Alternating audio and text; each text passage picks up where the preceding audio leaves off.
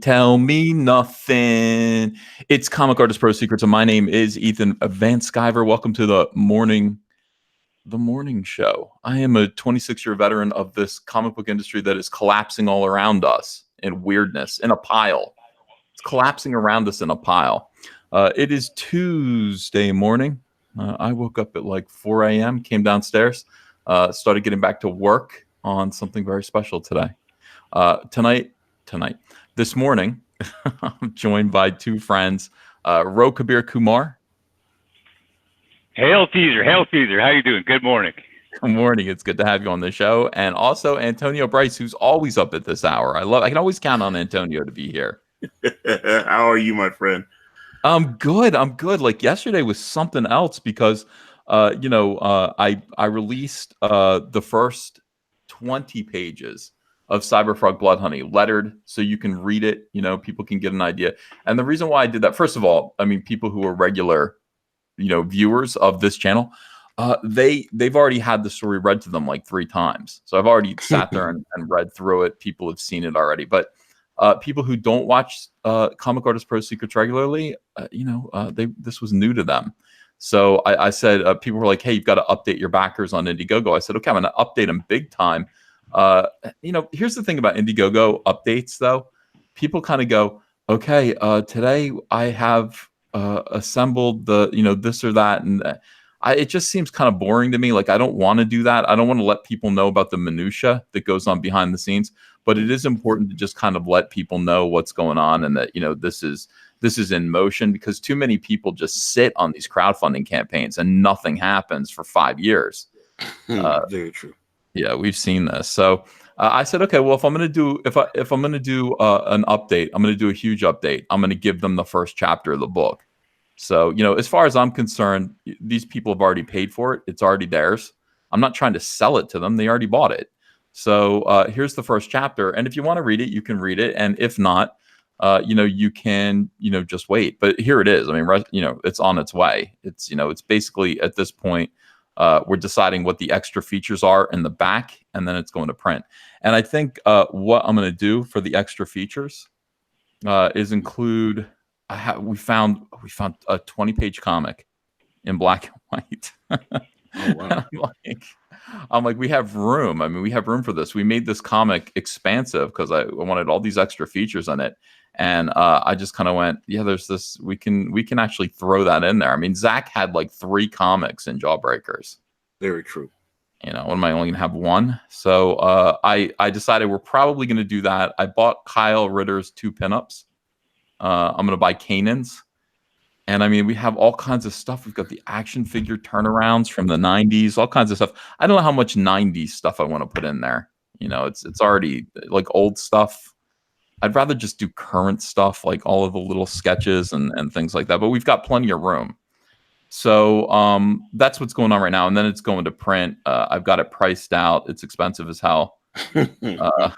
But it's, like I said, we're sparing no expense. This book is going to be pretty. Mello E says, good morning, Antonio. Good morning. Good morning. Thank you. Let me say hi to people who are in the chat. You've got Felix Haas. He says, hi, Uncle Ethan. Hello. Conjoined Jeremy's is here. Only Rocket is allowed to say minutia. If I did it, Rocket Raccoon says minutia. Divin Ninja says, hi, EVS from New Zealand. Bloodhoney Chapter 1 is awesome. Can't wait for my copy. Oh, thanks. And Justin Anderson says, can't wait for my CYBERFROG comics. People are excited about it. I mean, people are really excited to get their copy of CYBERFROG. And I'm so excited about actually releasing this and putting this out at this point. It was brilliant. I really did. I had one note, though, that I texted you. I didn't know if you saw it. I didn't see a note or a text. What? I was like, it was, Did I read it now? I mean, let me see. It's on, on your phone there. Ethan, erase all of this. It's that is one note. That is one note.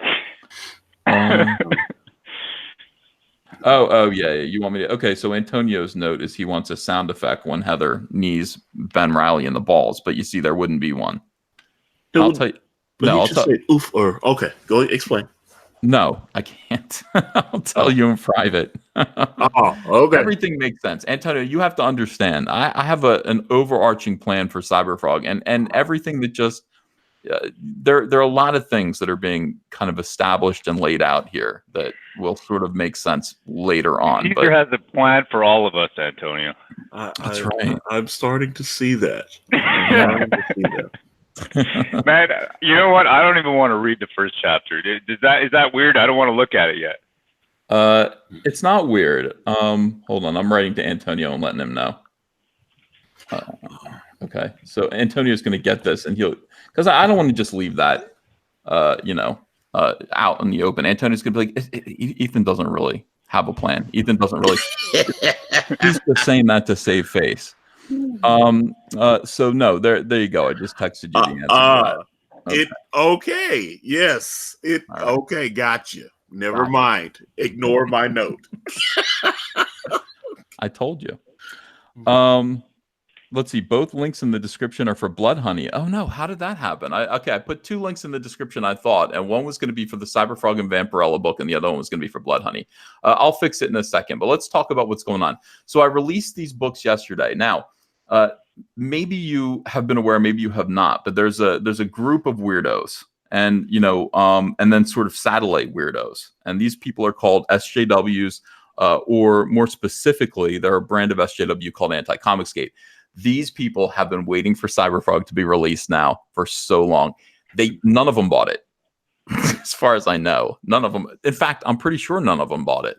I think there's even Infamous, because I know she bought. Didn't she buy like Iron Sights or something? She bought a couple of CG books. So no, they buy to actually release on the internet one screenshot at a time. That's what they did to Iron Sights. So well, yeah, you kind of did their work. Yeah, you did their work for them.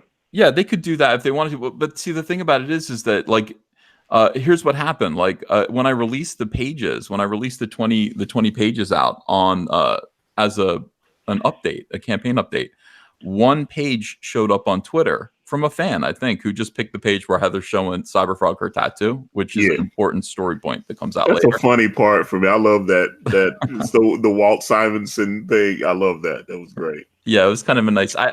Now when I look at the cover to like CYBERFROG #1, all it is pretty much a close up of Heather's tattoo, and it just makes the old stuff kind of tie into the new stuff a little bit more. It's a little bit meta, so that one page showed up, and that is the only page that people like Renfamous and all of her weirdos obsessed over. They took it like they didn't understand the context of the page. They didn't understand the voiceover, who was talking, and what the story was. And to me, that just means they didn't buy the book because they would have had 20 pages to pick at. Oh, no, hold on. Wait a minute. What about this part? Because I kept seeing this pop up on Twitter. There's the part where she gets off the bus and they said, oh, you made sure you put her in the black neighborhood and had the guy tell her it was a bad neighborhood. Yeah. I was laughing my ass off when I heard that. Because I mean, that's another thing. Like, first of all, I knew they would do that. But what I did was, who told her it was a bad neighborhood? Who was driving the bus? An old white guy. Yeah. An old white guy said it was a bad neighborhood. What did young Heather say? I ain't afraid of nothing. She talks like a New Jersey girl, by the way. She said, I ain't afraid of nothing. And by the way, that's an important piece of dialogue, too. I mean, all of this is, I'm not the best writer in the world, but nothing is spared. Like everything that is said is important and comes into play later. So Heather's saying, I ain't afraid of nothing, right after, CYBERFROG rescued her and all that stuff. That obviously, all of this stuff is it's a character arc for her. So, yeah, it is. And by the way, he drops her off right in the middle of Camden, New Jersey, which is not a safe neighborhood. You got to be kidding me. Like, Camden, New Jersey is not safe by dropped off in the hood, man. Yeah, it's not even like a hood anymore. Like it really is like burned out. I don't even know if people live there anymore. It's just things happen there. Like crime stuff happens there, and that's about it. So, and that's you got all the foreshadowing down. Like every panel is leading into something. Yeah, I hope so. It definitely is. Like, Heather has a tattoo of CYBERFROG for a reason. Heather says she's not afraid of nothing for a reason. Like, all of this stuff happens for a reason. And it's just, I'm a fledgling writer, but let me just put it this way. Everything is thought out. So if you don't like it, and the other thing is, it's being written so that it can be read by 12 and 13-year-olds. Because I'm sorry, I'm not writing this for 40-year-olds. I mean, I know that that's like a thing now. Like, I'm going to write every kind of degeneracy, and man. all this stuff into these books. I'm aiming this. You can read it too. You're going to enjoy it if you're an adult. But like, really, the key to this, the key to helping comics find itself again, find its way again, is to create comic books that seem cool to young kids. That's it, And if you can't do that, I mean, my kids are excited. They were excited. I don't know, what was it, like a year ago? Remember the video game that Robin 3D came out? I mean, that's the kind of thing that gets them hyped up. These kids are excited, man. If it was too mature, they wouldn't be able to read it. I wouldn't be able to let them in good conscience read it, right? Of course not. Yeah, and that's that is the thing. We have to be conscious of that, and especially look, it is a book. Wouldn't it be evil? I mean, wouldn't it be flat out evil of me to take a book like CYBERFROG and then put all these like really like deep, like mature themes in there and then aim it at adults when clearly it's called CYBERFROG? It's like it should be going to 12 and 13-year-olds. It's aimed at me when I first found comics. Like, this is something I would have thought was pretty neat.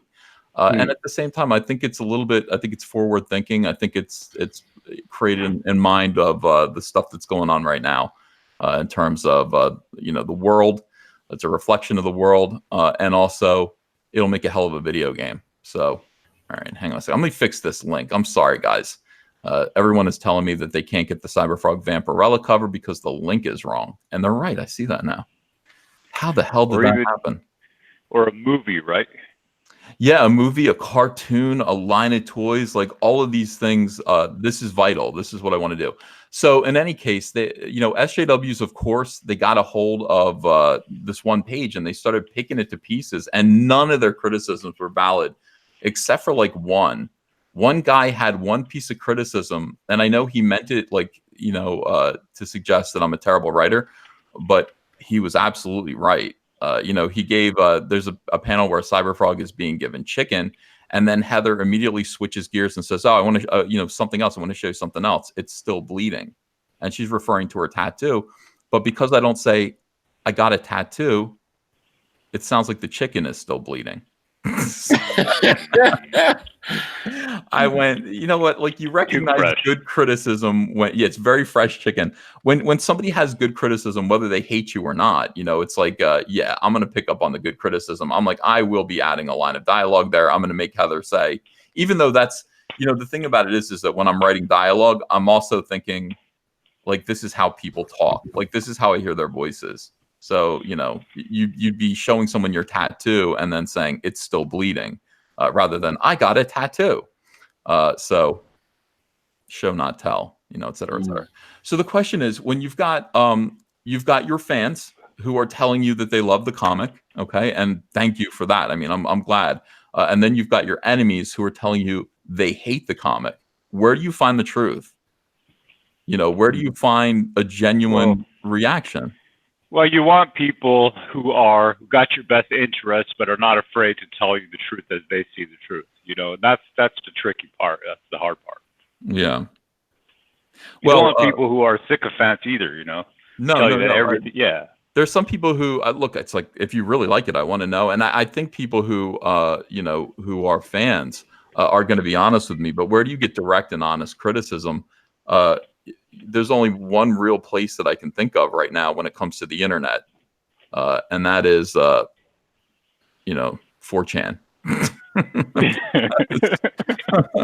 4chan is a cruel mistress. Those people are honest, and there is no PC about them. They are more than happy. I think they were looking forward to tearing CYBERFROG apart too. These SJWs are waiting for it because they want to tear it apart. They want to talk about how bad it is. So you can't really listen to them. I mean, just objectively, you can't listen to them. They're not going to give you an honest review, but you can listen to people who, will tear it apart if it does suck. So somebody sent me the link to a long 4chan thread about the CYBERFROG BLOODHONEY preview. You want to look at it? Yes, please. Okay. By the way, #1 Marmaduke fan did a nice review video of it, and I was pretty psyched about that as well. That was very nice. So here it is. EVS released the first 20-ish pages of CyberFrog today on his Indiegogo. Yeah, you know what I messed up? On one of the Indiegogo campaigns, I left out page 1 and then doubled down on page 20. So it's like, I think the original campaign, I doubled down on page 20 and left out page 1. But it's like the Salamandroid one and the current one have page 1 in it. Whoever this is, obviously he had backed the first campaign because he's missing page 1. So, but it doesn't really matter. I mean, we've gone through this, and you know, you can read this if you want. So he says, let's see what the hype is about. Excuse the potato quality of some of these. They're not my uploads. Yeah, I didn't. All I did to release these is I just took pictures of JPEGs that were being sent to me by the letterer, and so they're not good quality. It's like I figured it didn't really matter. It wasn't time to give good quality. Hang on a second. Let me get a drink of water. I thought I had a drink here. I'll be right back. Yeah, it's better. I mean, Antonio, what do you think, brother? I think it's better than putting the higher res images up. Yeah, you definitely don't want to do that. Yeah, because people be pirating. That's right, man. That's what it's about. I mean, this is the trouble with the whole digital stuff, isn't it? Well, I mean, it's kind of what gave me, because you know, I had people asking me about you know, since we have the digital option on the brand campaign, you know, are you afraid that people are going to pirate the book? And I was like, since no one knows who I am, it might actually help me.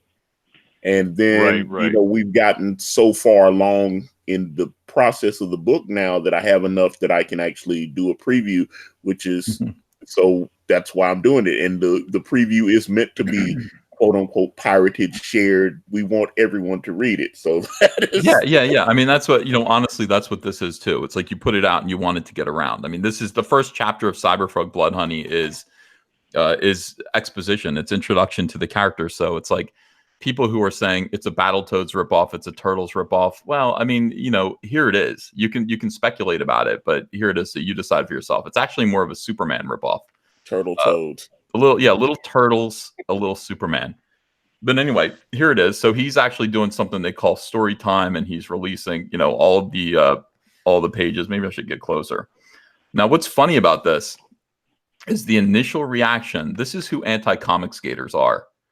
First of all, I know that there are a few anti-comic skaters, like the big ones, that have invaded 4chan because they all say the same stuff. Like they say the same kind of lies that they say on Twitter that it's like here. So it's, you know who they are. But it'll take a while for them to find this thread. The initial reaction is the genuine reaction. Somebody says, I didn't squint enough to read, but I dig the art. That's cool. Thank you. Yeah. And then he says, and that's all she wrote. Coming soon, the full thing to anyone who backed it or whatever. Join me for the full story time in high res. The thing about 4chan is that's what they're going to do. They're going to take the book, they're going to scan it, they're going to pirate it, and they're going to give it away for free. That kind of works better with the Comicsgate model because we've already been paid for it. So it's okay. You know, it's like it's not okay, but it's not so bad. It's like I've not already as bad. Yeah. I've been paid for the book already, you know, so it's out there, I guess. I don't know.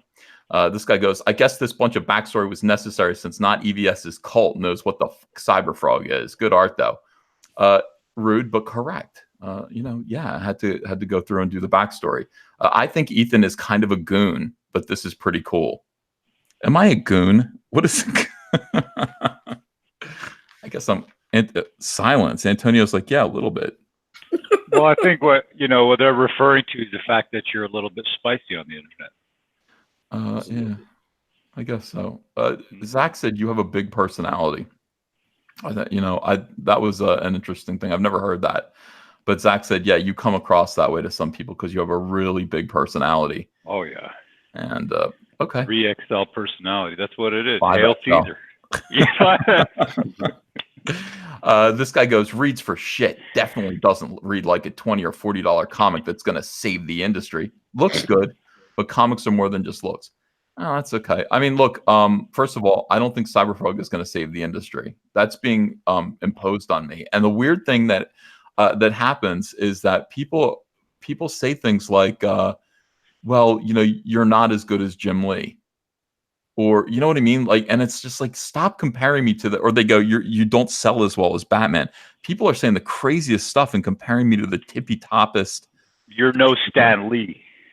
Yes. And I'm just like, well, I remember that. What was that? 3 months back? Yeah, it's like neither is anyone else. It's like all I'm doing is here's my concern. I mean, my concern is to put out a really, really good book that eventually, becomes a cartoon or a line of toys or a movie or all the above, a video game especially. But saving the industry, I don't know how many times I've said that the industry cannot be saved. I mean, the only thing we can do is keep people interested and keep people buying comics, but the comic book industry is doomed. So reads for shit. I don't know. I read my own writing and I like it. So I got to break that. I don't know. I need some lessons. Antonio, I need to be taught how to write. You just need that co-pilot with you, man, to just kind of peruse and look over things. Yeah, I think people are under the impression that I have no editor, and I do have an editor, and that's I have a real editor. So it's not that I don't have help. I'm doing the best I can. And this is really the first thing that I wrote a 5-page story once for DC, but this is the first thing I've ever written, and I read it and I think it's good. So, I don't know. I'm waiting to hear concrete examples of where it's not good. And that's, I'm sure I'll get a lot of criticism about that. My ears are open because I actually do want to improve. I plan on carrying this forward for a long time and becoming, because I know there's a good writer inside. I know that I can write. Of course I can. It's just a matter of learning. It's just like drawing. You just have to practice and learn. SJW confirmed. What does this mean? Oh, this guy, they're saying this guy's an SJW. Caesar will save comics. You'll be proven wrong next year. You're kidding me. Somebody wrote that on 4chan. Was that you? No, I'm not on 4chan. Yeah. Okay. Somebody, it's somebody. Hello, everyone. Well, hello. Hail, brother. Hail. Hail. Congratulations, Ethan. Oh, well, thank you, Narwhal. I appreciate Caesar, Narwhal, Caesar, brother. No, Caesar, he's a peer. He's a peer. Look, Narwhal. Did you see the opening chapter? No, I haven't checked it out yet, so I'm just watching you guys talk to it. I'm going to look at it now. Okay. By the way, anyone who hasn't purchased it yet, the link is in the description. There's still a month to go. Make sure that you do back it and get a copy of it because. It's obviously going to be the biggest book this year. And that's not my ego speaking. It's going to be the biggest book this year because everyone is talking about it because people are concerned about me. And I don't really understand why, but they are. They need me to fail. Some people need me to fail. Other people need me to succeed. And some people just want to read a frog comic. So this is an enormously, consequential book. And yeah, consequential. Consequential. That's the right word. Yeah, that's why there are going to be consequences. Yeah, there are going to be consequences to your success, and there are going to be consequences when the SJWs realize that they've failed in their effort to dissuade you from your path. Yeah, well, I hope they do fail. That's entirely up to everyone in the chat. It's entirely up to the fans. We have no control over this. Comic skaters have no control. The comic skate creators have no control over our success. It's entirely up to the people in the chat, the people who are supporting and backing these comics. So, this guy goes, stop trolling. Lel, stop trolling. LOL, this comic may not save the industry, but it does everything Marvel pretends to do 100 times better already. Certainly a better read than Jawbreakers. Oh, and hey, he has a salamander sidekick that kicks ass. Well, I don't know if it's a better read than Jawbreakers, but look at this. Look at this. I mean, this is what we want to do. The stuff what Marvel used to produce, where it was colorful, fun action, scary threats, like big threats, superhero, sexy women. Oh yeah. That. Antonio, brother. Antonio. I was waiting for the grunts, man. Oh, hey, Doug to Naples in here. Hail, Doug. How you doing, brother? My people. Now, Doug is someone who could give me some help with writing. I actually tuned into one of his writing live streams, and I found it to be pretty informative. Thank you. Yeah. I mean, it's Doug. This is the first time I've written anything really. I could just say the first time. I wrote a 5-pager once, but I had a lot of help. This is the first time I'm kind of doing it on my own. Yeah. So, did you read it? Did you read the 20 pages? The one that you posted? Yeah. Forget reading it. I looked at it. It was amazing. Who You rub gives it a over your crap body. about writing in comics when they look like that? Yes, but Doug, I see Doug's being nice. Oh, I loved it, man. I'm going, holy cow. Really? Okay. Yeah, really.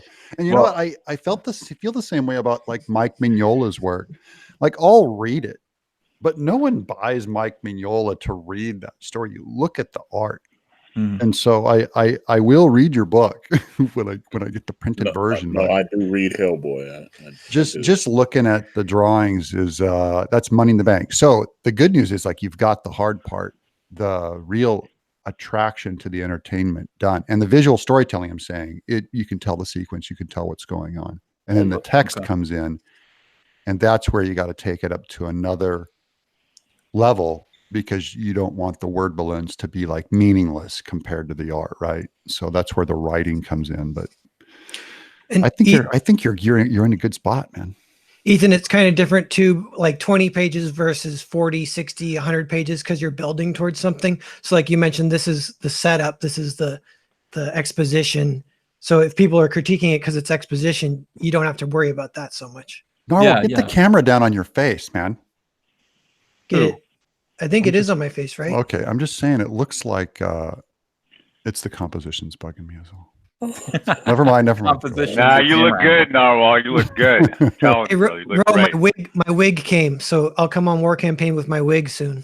Oh, beautiful. Can't wait. Thank you, sister. So what we're doing here, guys, is this whole thing for Doug and Narwhal that just came in. It's like you release a book, and then of course the SJWs, Anti-Comics Gate, are going to say horrible things because that's what they're going to do. And it's like, well, I don't believe them. Like I look at their criticism and I go, I don't think that's it. But then you also hear from your own like fans and people who are really big fans, and they say all positive things, and you go, well, I don't know if I necessarily believe any of that either. Although it doesn't matter because that's what's important. That's right. Where do you get genuine feedback? And I said the only place to get genuine feedback is 4chan, because they're going to be like, they have no mercy. It's like they're going to be honest. They're not trying to not necessarily trying to tear me down, and also not trying to build me up either. So if it sucks, they're going to say so, and they're going to make a big deal out of it.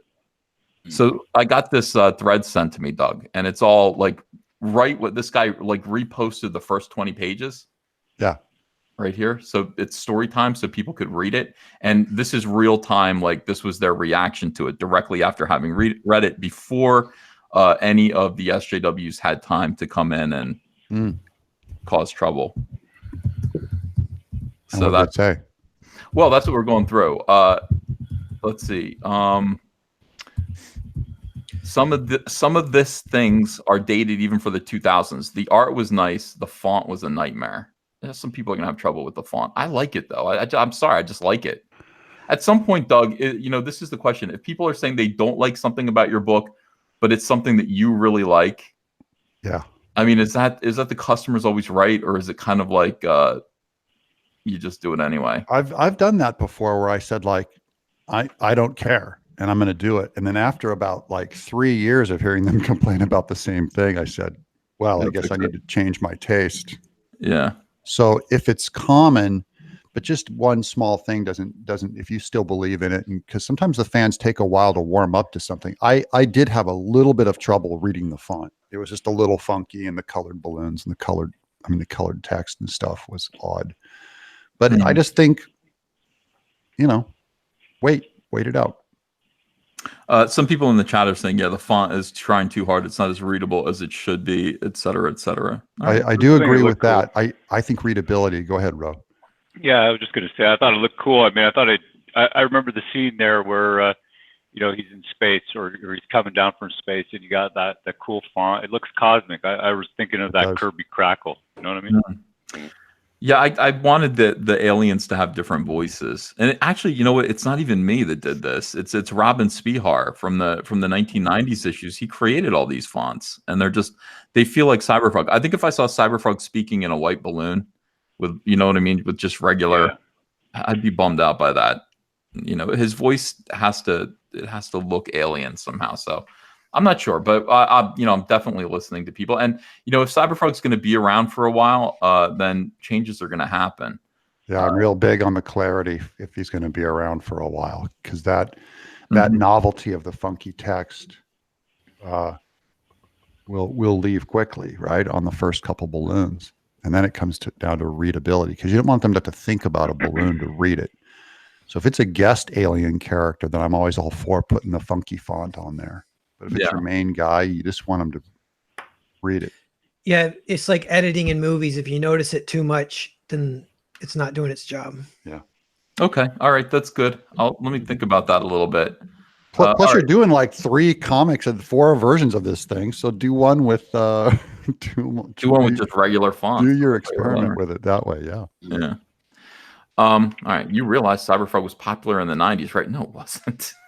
Just that shit was on grocery store spinner racks before that stopped being a thing. No, it never was. CyberFrog #1 sold 80,000 copies. What?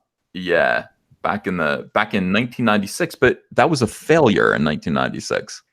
Wow. You know, that was the thing about the 90s. Like, you know, we're like, oh, maybe we're gonna sell 150,000 copies, and it's like when Youngblood is selling 1 million copies, and you get 80,000, you're like, oh, what a bummer. You know, it was a failure for an indie comic, though. That's a great number for an indie comic. Great numbers. I did a #1 in '92, I think, and it was I think we sold 5,000 copies. We thought we were amazing. Well, this was Harris Comics. They had Vampirella, which was really popular at the time and selling 250,000 copies. And so, you know what I mean? Like, they had all that promotion. It just seemed like people think promotion's going to do it. Like in comics, you tell people a lot about it, it's going to sell more copies. And it's just not necessarily true. People actually have to connect to it. All right. This guy says, I really like this page. Oh, the last page. I like that page too. They like this page. Who the fuck told you this? It was from Harris Comics. They only ship to the direct market. Spinner racks have always been the home of major publishers, and they don't exist anymore, by the way. So this guy goes, this might actually be good. Holy fuck, this art is good. The story is also not bad. Anyone know where I can pick one of these up? Yes, you can. You can pick it up, you know, on Indiegogo. SJWs, blown the fuck out. This is my favorite comment that I've read. All right. So this is, to me, like, this is honest. You know, it's like, hey, it's the first comic out of the Comicsgate garbage fire to not look like complete shit. That's not true. John Malin's great book, Graveyard Shift, looks pretty good. Mike S. Miller's art is also always on point. A lot of bad language here. Talking about this is the thing about 4chan. Yeah. The only book that had bad art was Iron Sights. You've done all right. Iron Sights was good. It was fun. Comicsgate is simple. They keep SJW politics out of comics. That's it. That's all it should be. Yep.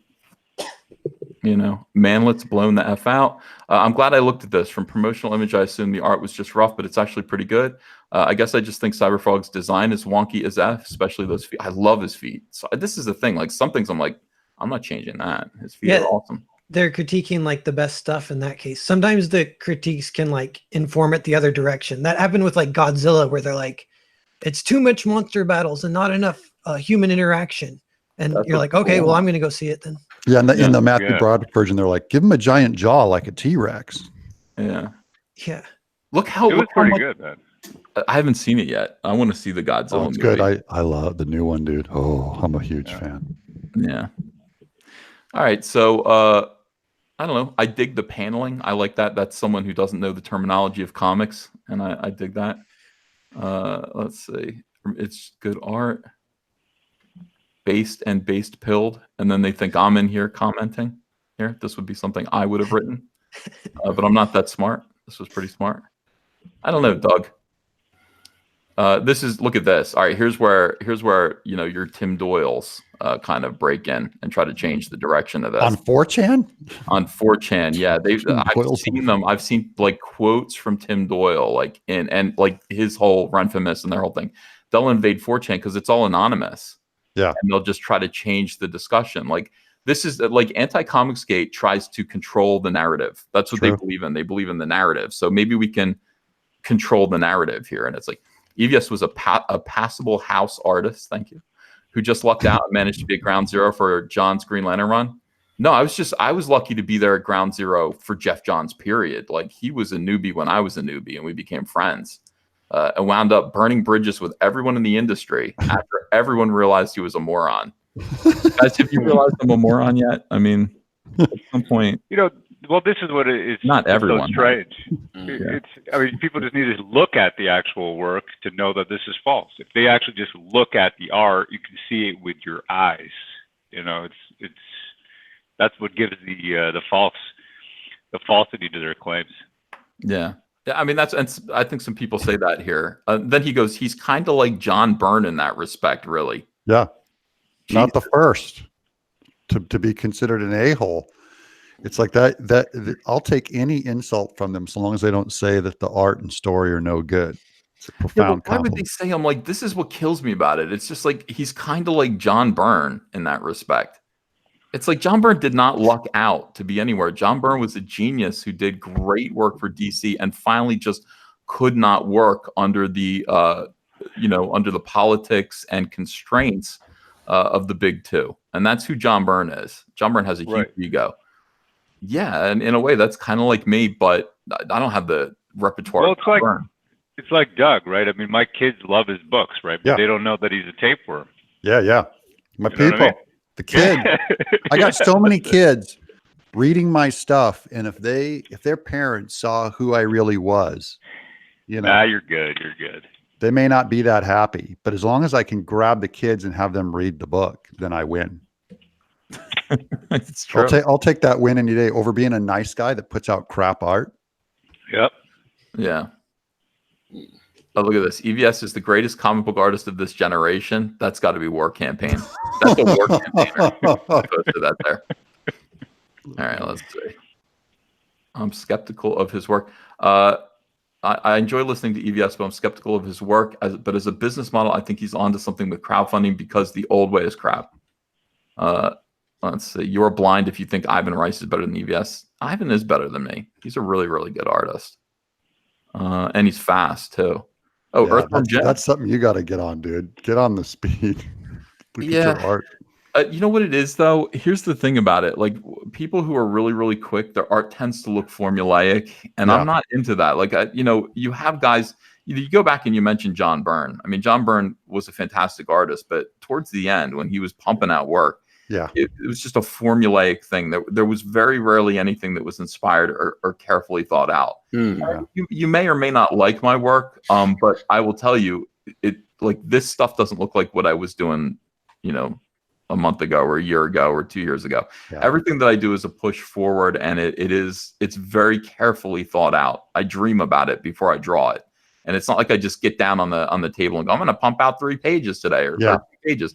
I can't do that. I'm not capable of that because it's going to look like garbage. I don't have my hands don't move automatically. There's guys who copy and paste their own backgrounds, multiple backgrounds. And I don't see any of that in your work, Yeah, well, it's about the kind of art it is, right? I mean, different art takes different amount of time. That's just the way it is. Yeah. So I don't know. Like, I don't want to be that guy. I really don't want to be that individual. So this is Earthworm Jim. So apparently CyberFrog looks like Earthworm Jim. Okay. I'm suing. I'm going to sue you. Some of the artwork look cool, but I can't stand EVS's bullshit anymore. Holy shit. Wasn't this to come out last November? Also, why is doing another round of funding? Doesn't he know that Indiegogo has an on-demand option? Also, I find it kind of scummy of 5 pre-order campaigns on a comic before it's at least even done. That's all of them successful. Yeah, it's a common sentiment.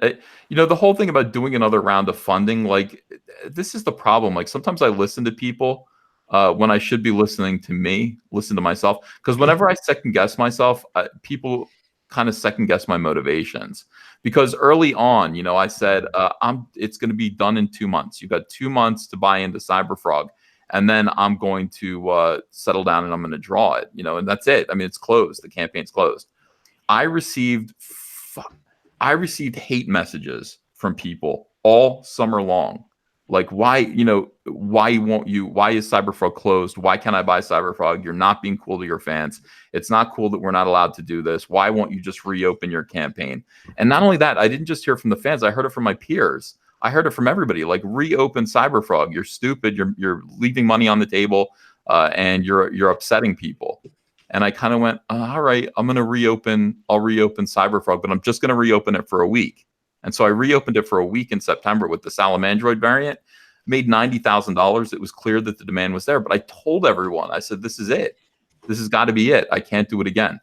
Well, it's like 4 months later, you're right back to it. You're hearing the same thing. It's just like, reopen the campaign. We just discovered you. We can't. It's not fair. How are we going to get BLOODHONEY? And so it's like, I just went, all right, I'm just going to open it again. I'm just going to open it and leave it open because we're about to go to print. Book's almost done. So open up the campaign. Again, it's done really, really well. CyberFrog BLOODHONEY's at $210,000 right now for the third campaign. Overall, it's made $840,000 at this point. It's a big deal. But it's not like I'm going, I need to open up another round of funding. It's like, my God, I don't know about. It's not. That isn't what it is. I'm just trying to make it available because it's not fair to people that missed out on it the first time. And also, yeah, quite right. Why shouldn't I sell more copies of this book? It doesn't really make sense to close it down entirely. I should have probably just left it open. But I don't understand what's wrong with filling the demand that's there. That's right. If they weren't buying it, you'd be doing something wrong, but they're buying it, so you're doing something right. And that's what everyone is upset about, I guess. And once they're all fulfilled, they'll have nothing to say, too. It's the waffling. I think that's what it is that bothers people. It's me doing this and then listening to something else. And I probably should have just done it and left it open. And then I should have just, or I should have just left it closed. One of the two. But I don't know. So I'm a big fan of leaving it open till it prints, Ethan. That's what I'm doing. I'm leaving it open till the print run. That's what you're doing with Earthworm Jim? Yeah, I did it with Bigfoot Bill too. On the day before I pulled the trigger on the print run, I closed the campaign. And that way, everyone who wants to get in can get in. And I still get people saying, I want Bigfoot Bill. How do I get in? How do I get in? And I'm all, well, you have to wait for the reoffer in January. And that's just kind of a normal inherent problem we're going to have because you're not doing some one and done, blow out this little floppy. It goes out in all the stores and all the stores are stuck with all their stock. It's better to have the demand where people are asking for more. And people are obviously asking for more and paying for more. Right. How is that a failure by anyone's metric? Yeah. Some people are also saying in the chat, they're saying, yeah, but the variant covers.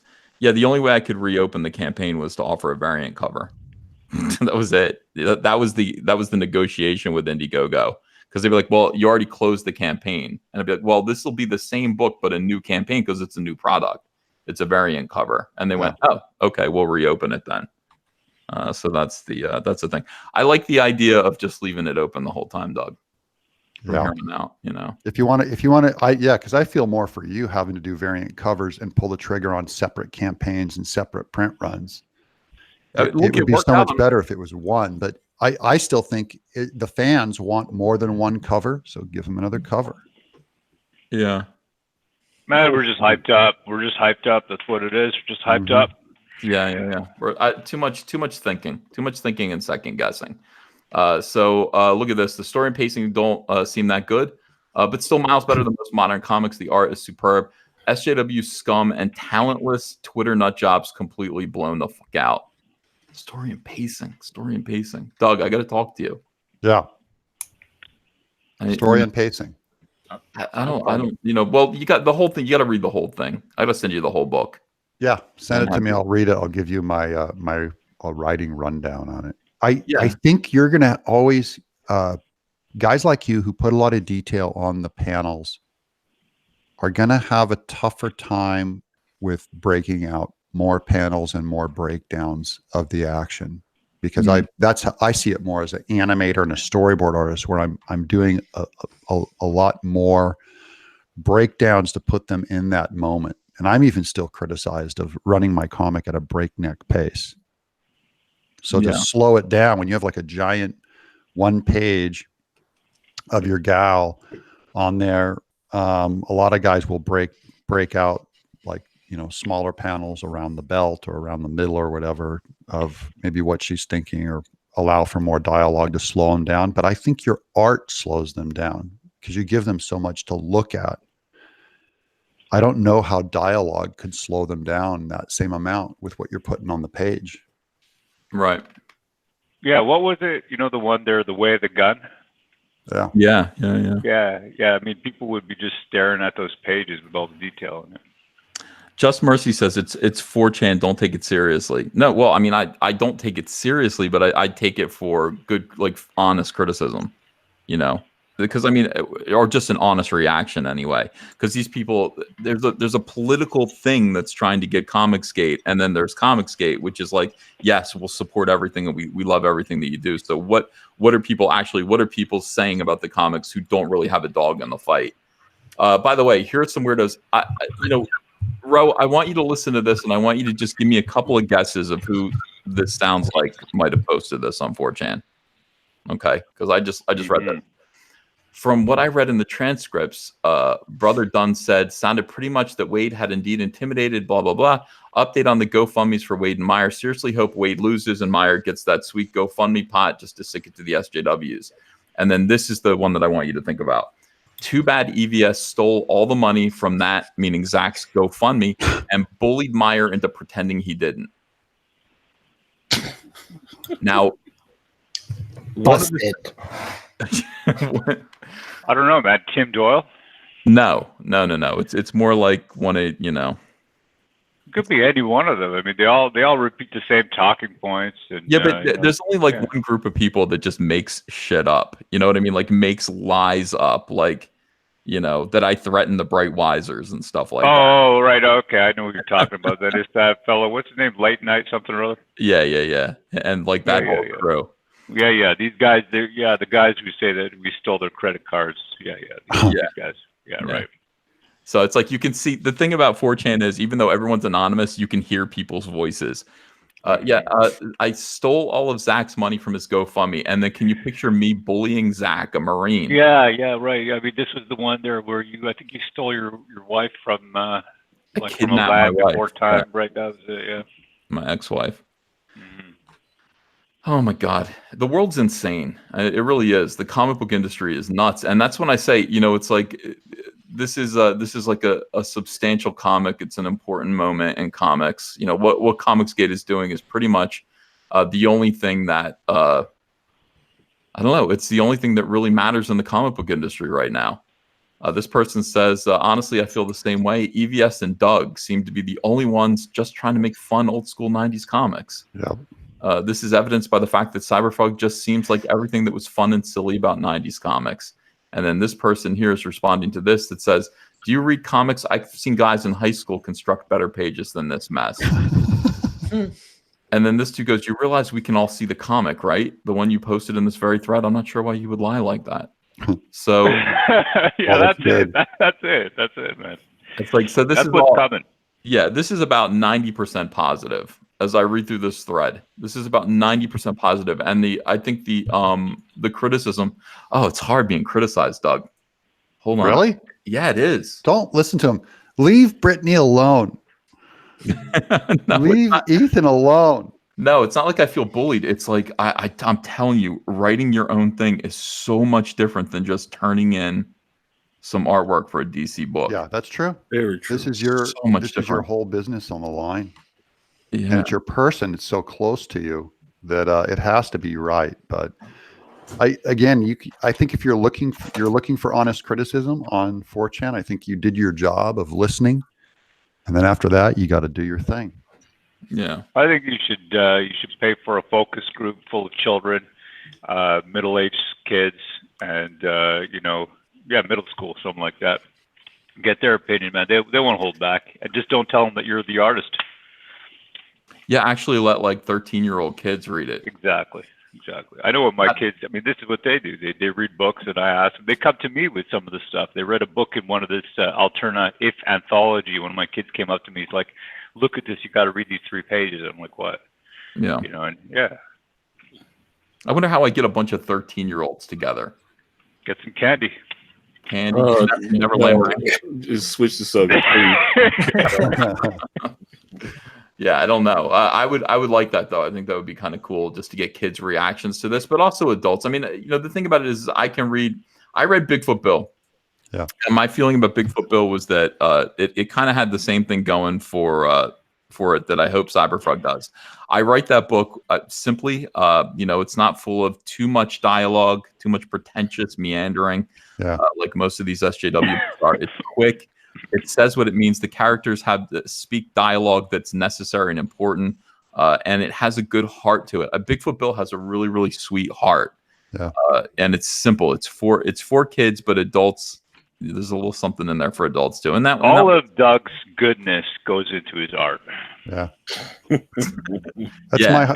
left with what's left. Do you understand what I'm saying? We're left with what's left. That's what I was thinking from that. You guys get the bitter hull, the bitter hull after I've put the book down. Queen Bee says, "Good morning, EVS. The only artist worthy of rendering my angel. So excited! Can't wait to have CyberFrog in my hand. Priceless gift of joy." Queen Bee is somebody who has a survivor in the story. Her child is in the book, so that's cool. Kind of cool. Yeah, I hope it's good. I hope she likes it. It's hard. It's like drawing people in this hellish landscape of the world that of 2018, and it's like, yeah, I don't know. I put dirt on their faces and stuff and make them look kind of run down. For dirty faced kid. Maybe been in Detroit or something. It's like, well, it's like modern day Detroit. No, they're in the woods. Everyone's in the woods. You live in the woods in this whole thing. Post-apocalyptic people have the same hygiene as pre-apocalyptic Doug. That's right. Dirt on their face. They're my people. I'm going to go back and save them in the 90s. People. Yeah, I don't know. It's I hope it's good, but I swear I get nervous. I get really sick over it, and I hope it eventually that goes away. And I guess Doug is here to say that it does go away. It does go away, but also when I saw your work, Ethan, I was really surprised at how good it was. Every time I see your pages, I go, "Whoa!" Seeing those color pages, I go, "Yep, problem solved." Like you have nothing to worry about. No, but Ethan, when you do Wrecked Planet, you gotta let me work in an Avengers Endgame time travel story in there that would just screw with everyone's mind. I would love that. CyberFrog goes back in time.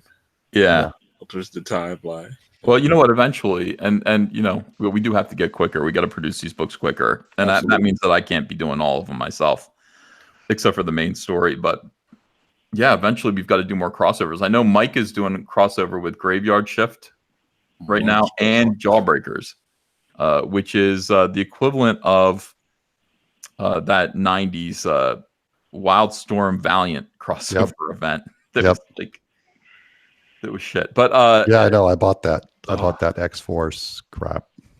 And you realize when you bought that all these characters are interchangeable, and none of them matter. I remember reading that and going, none of them are colorful like Spawn or Pit. That's the thing. It's like CyberFrog and Salamandroid. They stand out in the crowd. They stand out on the comic shelves. But so did so do Spider-Man, and so do Spawn, and so do Pit, and these other characters. The Max, yeah. Oh yeah. Sam Keith, that was so good. Sam Keith is doing the Max again for IDW. Last I heard. I remember that MTV cartoon. Yeah. Yeah, I'm not going to pay him anything.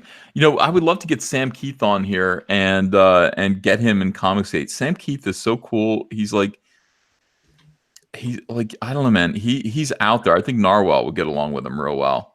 Yeah. Yeah, Narwhal's our Sam Keith. I've always loved his stuff. Loved the Max. Mm-hmm. Well, and also Sam Keith is a real eccentric. He's a real honest to goodness eccentric artist. His Batman's amazing. It's speaking of eccentric kind of. Mm-hmm. Yeah, it's like a sense of humor almost comes through it a little bit. Yeah. He used to sit there and he would call up editors and he would leave them messages on his voicemail. Like back when he was doing Marvel Comics Presents, he'd have a Wolverine cover due. And he'd be like, "Hey, I'm working on the cover right now, Mark. It's going to be in." He's like, "I'm just thinking, I'm going to have a bowl of cereal. I don't know if I'm going to have Cocoa Puffs or Fruity Pebbles. I'm not sure. Call you back in a minute. I'll let you know." Beep. Answer machine. "Hey, it's Sam again. I started the cover. Just faxed you over the layout. I hope you dig it. Still thinking about the Fruity Pebbles and the Cocoa Puffs. I mean, the Cocoa Puffs leave your milk all chocolatey, but what a mess." I'll keep you updated. Beep, like, and eventually he would just be like, he would call back and be like, okay, so here's the cover. I hope you dig it. And by the way, I went with the Cocoa Puffs. I mean, the guy's cool, man. I like guys like that. I like him. Yeah. Vespian says, love your work, EVS. When would it be possible to have CyberFrog over to Argentina? I really want to have it. Vespian, we'll ship it to Argentina. I think it's a slightly larger, actually slightly, it's twice as expensive to ship overseas, but you can order it. Yeah, please do order it. Mellow East says, good morning, Antonio. Oni Burn, thanks for $10. Says, glad to see all you guys in the morning. Yeah, I'm surprised all you guys could come in here. Thank you. Appreciate it. Yeah, it's amazing how many people you'll get when you're not on at 10:30 at night, 11 at night. That's when everybody's on. Everybody's running at once at like between the hours of 8 and like 1 in the morning, You want to know something really weird? I was in the middle of like a 45-minute session of transcendental meditation, deep, and I just sensed that you guys were on, and I popped on. Are you serious? Did you have a breakthrough? No, did you have a breakthrough? I was eating a birthday cake and listening to Megadeth, and then I saw it on my phone. That's his TM right there. Is Megadeth. Michael Canole says CyberFrog action figures. Yeah, we're gonna do it. We're gonna do CyberFrog action figures. I got some meetings this week to go over, and we're gonna get some stuff done. Liam Gray says, Ethan, if it was garbage, I'd tell you. Opening CyberFrog pages exceeded my expectations. Stay the course.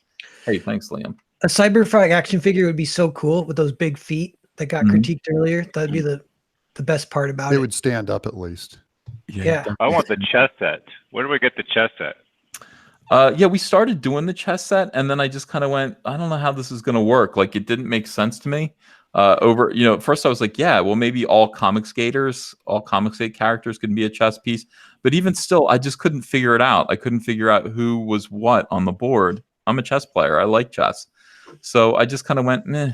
And then we started working on the CyberFrog board game, which is going to be much better. We've got like actual professional board game designers and everything that are working on it. So yeah, but you know what? It's like I wanted to buy a classic chess set. I want to spend some real money on a chess set and teach my kids properly the game. But the thing is that you could put CyberFrog in all the different outfits, right? You could make CyberFrog a king. You can make CyberFrog, a rook. You could do that. I mean, I think if you're creative enough to do something like that. That's a good idea. You actually make all the pieces CyberFrog on one side and sell them Android on the other, or something. I don't know. Nice. No, make them the enemy, the Vespers. Oh yeah. They're all bees on the other side. Exactly. Queen bee. You got it. Queen bee. Oh yeah, like a pawn bee would be like a drone or a larva. Yeah. Somebody says, guess my Aussie funny money isn't good enough for you. Of course, yes, it is. I don't know why people are saying that. You can back from other countries on Indiegogo. There's a way to do that. Hey, that umbrella guy's here. He says, hey there, Tug, you want to come in? What are you doing? There. I sent Tug that. I don't even know if Tug is still in the. Yeah, he's still in there. He's in there. Oh, he is. So why doesn't he want to just come in? It's probably in bed or something. He's probably doing meditation. Yeah. Where's Fruit Loops, right? Yes. Liam, I got a dollar message retracted, and then Matthew Visson, thank you for a $1 donation. Wade S says, love your work, EBS, both comics and YouTube. Oh, I took this whole challenge on, and I don't know if I'm going to be able to do it. I shouldn't have said a week. I should have said a month, because I can do that in a month. 100 Brie Larson videos. Now, SJWs, especially third wave feminists, are furious at the way other YouTubers like Geeks and Gamers and The Quartering and Mindless Entertainment, they just pump out these videos bashing Brie Larson. And somebody pointed out that Jeremy from Geeks and Gamers made 100 videos about it. And I'll tell you why. Doug, I made a video about Brie Larson. Yeah. That got over 500,000 views. Yeah. And translated to money, that pays my mortgage for a month. Like that's for 15 minutes work. So the idea that other people are making tons and tons of Brie Larson videos, and I think the Brie Larson wave is over. Frankly, I don't think you're going to be able to get 500,000 views on a Brie Larson video now. Yeah. But it really, really upset them. And I decided, they're like, he made 100 videos about her.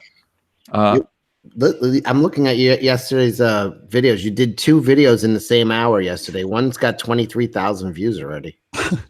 Yeah. Well, that's start a new channel. It's the Brie Larson channel. Well, I'm numbering them. So, the whole thing about it is first of all, there's no shortage of Brie Larson news. Like all of the shill websites talk about Brie Larson all day long.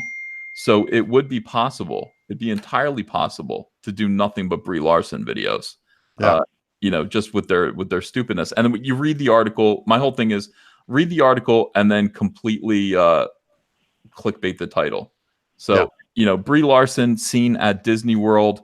The same guy saw Brie Larson twice at Disney World or Disneyland at the Galaxy's Edge. She's like a journalist, and he saw her twice. He took 2 pictures of her at 2 separate times of the day, and he's talking about how wonderful it is the first time to see her. And then he goes, and then I saw her again. So my video is called Brie Larson Won't Leave. Like the movie is over and Disney can't get her to go home. And the thumbnail just says, ma'am, please go home now. Captain Marvel is over. And that's the kind of thing that we're going to do. I've done 3 of them so far. If I can do 3 a day, I'll get to 100 in, a month. I'm going to make a prediction. She's going to be in a Star Wars movie. That's what everyone's saying. And I know who she's going to be too. She's going to be that Ahsoka character. Oh God. I'm almost positive of it because she's Marvel, and the only way they could use her in that is if they, she's heavily made up.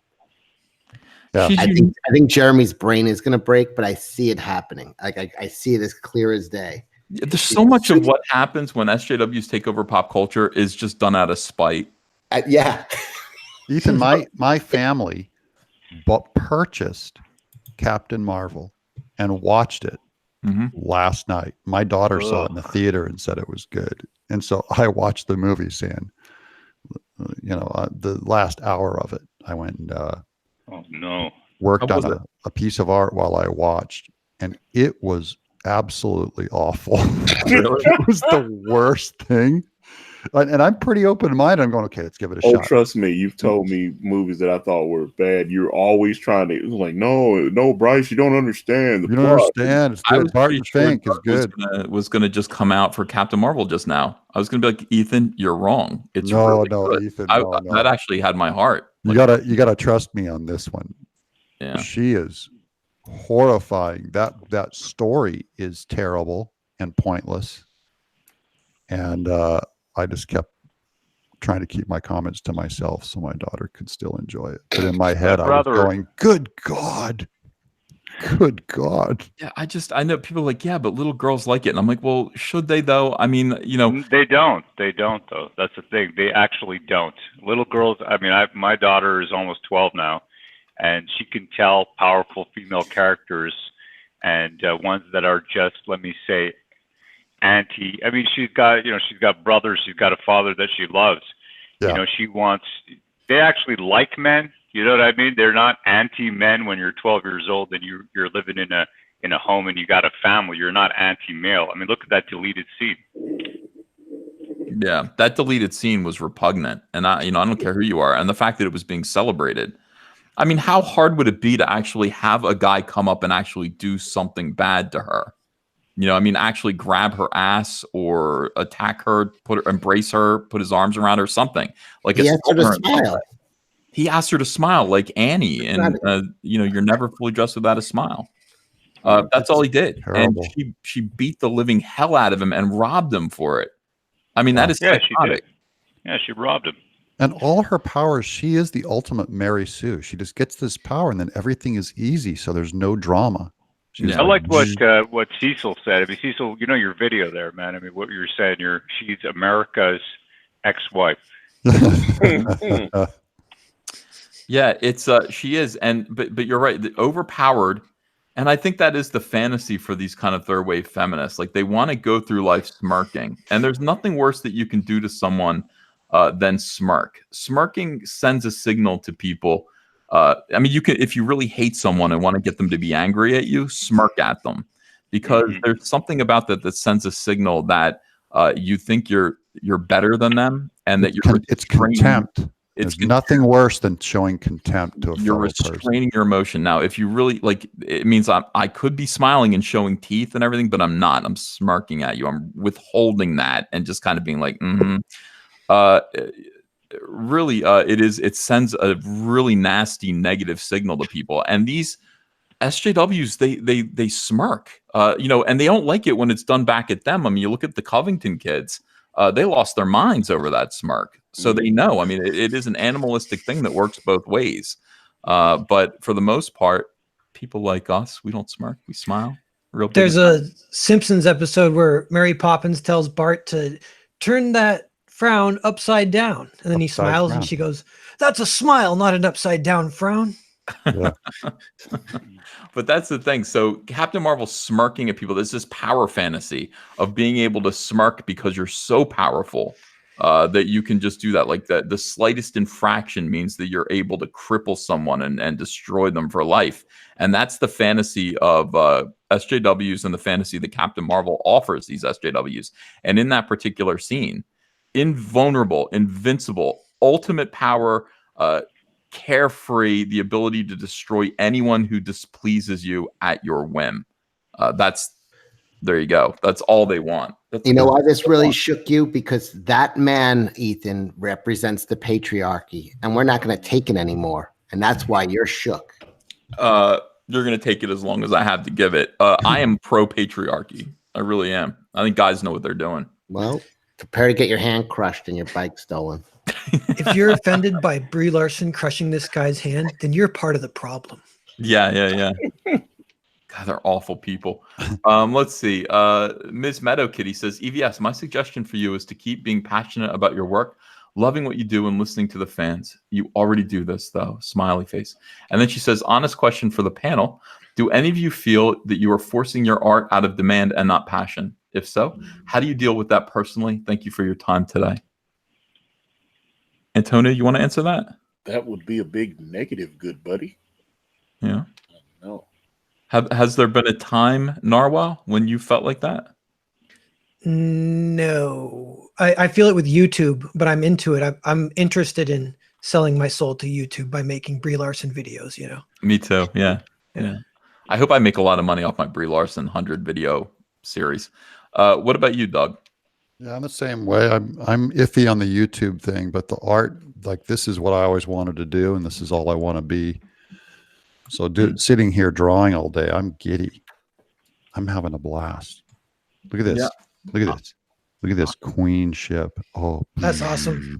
Hold on, let me. Yeah, I never really broke into the industry proper, so I've kind of just been doing my own thing for like 15 years now. And so, yeah, this is the dream right here, to get to do this instead of Yeah. never. I'm just trying to keep from going into teaching. it still blows my mind. Yeah, hanging out with you guys, I can't believe it, especially compared to what it was just 2 years ago when everyone's blackballing me or whatever. Yep. Yeah. I don't want to draw. Well, I'm just bothered. You don't that want to draw. No. I don't really have much to add except that I'm bothered that Doug says he's giddy. I'm giddy. Giddy. Giddy, Cecil. Quit it. Just cut it out. This is the happiest I've ever been. No, I want to have CYBERFROG. Actually, drawing is painful, though. I don't understand people who are excited and happy about drawing. It's bad for my health, and it's painful. It actually is like okay, like, all right, I got to get this out on paper, hold my breath, and hope it comes out okay. And that's poor Ethan. Somebody's driving to their job in the sewer listening to this. Ethan, did you haul all those tons of bricks this morning? Wasn't no, but that's healthy though. That's healthy. I mean, you can't, like, this is the thing. People are like, well, what would you do if you weren't in comics? I'd be a truck driver. I don't know. Like I would like to get out there and do stuff like that. I like to move cargo. Like, drawing has been pretty much my entire life, and it is incredibly stressful to me. And maybe, I know it's like, you want your first time you make a right turn and a guy comes in and drives under your truck and is crushed under there, you're gonna be like, oh Christ, I could be drawing a picture right now. I could have been drawing frogs. Yeah, I'm not. I don't want to complain. I'm just saying that, like, yeah, it's not like I think this is what I'd rather be doing, honestly. Ethan, what do you put on in the background when you draw for a full work day? Documentaries about the Great Depression. Okay. See, wow. I'm curious about that. Like, some people listen to music, some people go silent, some people put on YouTube. You should listen to music, Ethan. Trevor Wright goes, Ethan is so out of touch except for pies. People are outraged by what I'm saying. I'm just being honest. Like, I've been doing this my whole life, and sometimes, and everyone's exactly right. Try doing this for a living. Try doing something else for a living. I'm sure that I'd be like, oh my God, get me back to drawing. But you know, I'm just saying it's not like hooray. I don't always feel like that. I don't always feel like that. Most of the time I feel stressed about it and worried about it. And Brian Boland said the same thing to me. Brian Boland said that drawing comics for him felt like walking a tightrope between two big skyscrapers. And I said, wow, I've never heard anyone say like exactly how I feel. Like I feel, for me, it's like being submerged underwater and fighting my way to the top. Like that's how it feels when I'm drawing. And meanwhile, Doug just takes a brush and effortlessly draws a robot bird. Yeah. But you know, it is work, you know. So I would I would rather do this. I would, my ultimate dream would be to be a talk show host on the radio. I would love to do this. You're kind of living that dream. Yeah, you're already doing it. Yeah. You're winning. You know, there's a Norm Macdonald joke about pie when he's saying what he's thankful for, and he goes, I'm thankful for all the ladies across this grand country that will put a pie out on the windowsill from time to time so that an old chunk of coal like me can have a snack. Yeah. I would like to take a pie off of somebody's. They don't do that anymore. Put pies on windowsills. I wish that they would.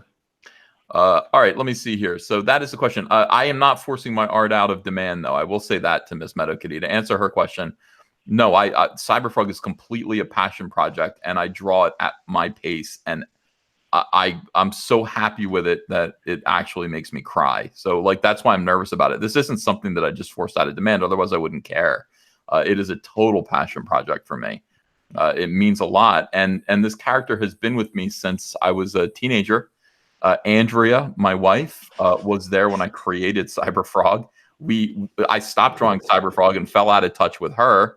She got married. I got married. We had families. Our families broke up. You know, our marriages broke up, and then we got together again. And then CyberFrog came back out again. So it all just seems like it's very important to us. It's just very important to me. Does she inform the character of Heather at all? Or anything like that? I think she would tell you that she did. I don't. Heather, what does Heather even mean? I don't know if she does. Heather just represents having one real good close friend, and I think Heather will speak a lot of lines that CyberFrog has said, and oftentimes, you know, Heather, yeah. No, I can say directly. I can say, yeah. They're most of the time Heather does kind of say things that Andrea would say. And she is the ultimate Jersey girl, and so is Andrea. So, but yeah, it's not 1-to-1. I don't want people to think it's 1-to-1, like because people already look at it and go, "Is Ethan CyberFrog and is Andrea Heather?" That's like a Beauty and the Beast story because look how hideous Ethan is and look how gorgeous Andrea is. It all makes sense. Now let's read CyberFrog as though Ethan were a CyberFrog and Andrea were Heather. It's just. That's not. I think that falls apart. That analogy, because you're beautiful. You're a beautiful human sunbeam. That's true. Human centipede. Human centipede. He said sunbeam. He didn't say centipede. I thought he said human centipede. I'm all, oh yeah. Yeah. The human centipede. Oh my God. When are they going to make another sequel of that? That was crazy. Michael Beacon's a comic skate guy. He did a short comic the other day called the Human Centipedal Man, and he just goes into a subway and takes up all the seats. All right, let's see here. Jordan Street, thanks for $1. Ms. Meadow Kitty again says, Mr. Ethan, did you implement any artwork based on the dragonfly wings you found in the pool filter? I think they're very pretty and look great. I wish you know, it's so weird. Like I almost want to pin, you know how people collect insects, like beautiful insects, and pin them down and spray fixative over them. I found this dragonfly in my pool filter yesterday, and I filmed him, and he was huge, and he had these incredible wings, and I couldn't stop looking at them. I called Andrea over to look at them. I was like, I want to be able to draw wings like this. They look like stained glass. They're gorgeous, and nature created them. And you know, I mean, I haven't had a chance to draw anything like that, but that was very inspirational. And did you pull the wings off and put them on your window so you could look at them all the time? No. Did you raise them in your basement like Buffalo Bill? No, I just dumped them in the yard. But I mean, yeah, like it was pretty neat. So John R. Burningstone says, hate EVS because so many rounds of funding. Hate EVS because you're leaving money on the table. Right. Yeah, I can't win. That's why, honestly, I just have to do what I do. You did the right thing. Pick the one. If people are going to be mad at you for doing it, pick the one that they're mad, but you're also making extra money. Yeah. You're gonna, you know what I mean? Why pick the one where they're mad, but you're not getting any more money? Yeah, no, that's Sometimes getting exactly people right. mad is a payment in and of itself.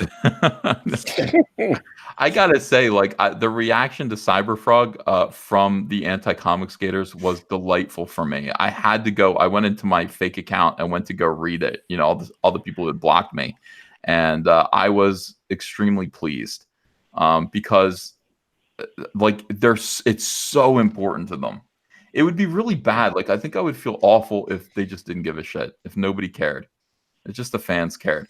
But the fact that they've been waiting for this, and they were so tense on the trigger that like one little page comes out and they jumped all over it, like, blah, the tattoo on her back doesn't match the spinal column shape of her back. Nice going, jerk. It's like, oh my God, like, you guys, you're desperate. You're desperate. Not only do they rip on CyberFrog when it makes no sense to, but they like things that are totally terrible. So they're just completely upside down. I know. I see. This is the thing. The 4chan people here were saying things like, CyberFrog is everything that's good and fun about the 90s. Silly and fun, I think was it. And I like that. Look, let's put it this way. You got Erica Henderson drawing Vampirella, and she looks like a Downey. So you tell me. I mean, and you got people commenting, "Oh wow, I love this. It looks so great." I mean, wait, is that was Erica Henderson drawing Vampirella? Is that true? Erica Henderson drew Vampirella, yeah. Yeah, she did. She's squatting. When? Matt, go look at her timeline. Go look at her timeline. Take a look at that, brother. When you see that, you won't believe it. And the comments. Looks so great. I love the way you draw faces. I love how everyone's a Downey. Yeah, it is. I don't know. That's gotta be for spite. That's just for spite. When I see something like why would you hire her to draw like one of the classic beauty characters? Well, it's nothing against her. Erica Henderson draws really well when she really wants to. But what it is that it's about her views more than anything. It's about she's a victim of diversity in comics videos, okay, and his criticism. So therefore, she's going to be elevated, just like Mags Visaggio. Mags Visaggio, early victim of diversity in comics videos back when Comicsgate was something else. I mean, Comicsgate before I was a part of Comicsgate was really something else. And those people who appeared over and over again in his videos are now like the saints that were persecuted they're like the Hollywood 10. They're going to find careers in spite of themselves. So Erica Henderson is something else. She's going to be validated at every turn. Like these SJWs are going to validate everything that she does, and it's going to feel pretty cozy. But I just don't think they sell comics, and that's ultimately what I'm here to do. I guess I'm not here to be validated, except by Doug Tenaple. Oh, I validate you. Thanks. It's the work, buddy. No one can lie about that. I think your critics are going to look at that work that you put out and go, ooh, they were hoping so bad that it would be mediocre and just kind of flash in the pan or rushed or whatever. They're going to look at that work, and the work don't lie. Yeah. You know what else doesn't lie? Rose hips. Are you taking rose hips right now for your vitamin C? Rohypnol. Hip. Let's see. No. Yeah, Just Mercy says it's 4chan. Don't take it serious. I don't take it serious. It's not, it's just a gauge. Like, you want to know what people are actually saying. My brother-in-law calls me Rohypnol. So does he really? Mm-hmm. Well, we've got the best person here in the chat, best screen name, and it's just no fun to ever read their super chats because the person's name is Milk My Man Tits, and so you don't want to say that and then for $10. Like, that's the problem. You don't want to say the name and then say for $10, which is what you would have to say. Good day, big thick boy. Can't wait till I get my copy of CyberFrog. It's going to be the first comic I've ever read. And the same as my sister's kids. Can't wait to enjoy this with them, Mr. A. Well, thank you, Man Tits. See, that's a cool stat, Ethan, that you're bringing in first-time readers through a lot of the YouTube stuff. I think is doing that. That's awesome. Yeah, yeah, I think that's the intention. You know, it's to just get people excited about comics and to get people who were interested or might be interested. Because you know, here's the thing: you can sell a copy of Vestige to anybody. You know, you can sell a copy of Brand to anybody. Cyberfrog, Bigfoot Bill. You can like people see these comics. You could sell them. You know, it's like they look good. Are you going to get people to go in every single week to a comic shop? No, No. I don't think so. Check out my proofs came for Earthbound, by the way. Quick shout out. Can you guys see this? Oh, let me see. This is the Beautiful. Big, heavy Hardbound. We book. like that. Look at that. Slip cover. yeah. So those will be getting mailed out in the next couple weeks to a month. They'll be fulfilling. Did I back you? I don't remember. I think I backed 17 people, and I hope I backed everyone, but I can't be sure. I hope I backed Earthbound. I'm planning on mailing you one anyway. And you're in the special thanks page. You and Doug both are in the special thanks. Oh, That's good. Thank you. I'm so proud of. I love that book. Ethan, you Narwhal, need to you're the update bomb, your man. address on Indiegogo, by the way. I do. Yes, It has my old address. it has your old address on mine anyway. My old home address is on Indiegogo. Mm-hmm. That's weird. Why is my home address on Indiegogo? Because you ordered the books. I'm telling you. Oh, I got you. Oh, I thought you meant on my own Indiegogo. Oh no. I'm talking about Yeah, I got to go back there and I you guess gotta so. fix I it. mean, you know, I'll tell you what it is. Mhm. You know, I don't know if I can go through 17 Indiegogos and change my address. Yeah, because I was like, I'm gonna have to call him and let him know. Because Well, if Really, you change it on the campaign, Ethan, won't it change it automatically for everyone when they download No. the CSV? You have to do it each time. oh wow, Yeah. That's I okay. you know, mostly I backed you guys just because I wanted you guys to succeed. So, you know, if the books never showed up, I would be like, wow. But I mean, Narwhal's book looks really good. Yeah, you want that thing. Yeah. Let's see. Adrian says just read chapter 1. Incredible stuff. EVS. Thank you, Adrian. Mike Jenkins says Tim Doyle looks like the Michelin Man. Liam Gray says Sam Keith is my hero. And Jack Straw says Hail War Campaign back Vestige. How's Vestige doing, by the way? Man, Vestige is coming along. The art from Donald is fantastic, and it's brilliant just seeing it come to life day by day. So we are absolutely blessed to be a part of this, to be a part of Comicsgate. $46,167. Yeah, it's amazing. It's incredible, and I got to say that we owe it all to, Zach, our boy Zach, for starting this off, and Caesar, Hail Caesar, for I would say bringing it to the next level. Man, Donald DeLay just doing great work. I will also say Gat Hanzo is fantastic when he's talking about this book. He's a lot of fun to listen to. If you guys haven't backed Vestige yet, let me share this real quick so that you guys people in the chat can see this. Vestige is Donald DeLay's next project. I don't know if he's going to be working with Nasser. I hope so. I hope he and Nasser do something else, but he's doing this Vestige #1. And it is awesome. I'm doing the cover for this. I'll get that to you soon. I promise you. And by the way, I need to know what characters to draw. I just make it simple for me, Ro. Absolutely, we will. I don't want to think too hard. Just it'd be even great if Donald wants to do me like a little thumbnail. Give him the stick figures. Yeah, stick figure sketch of what you guys want the cover to look like.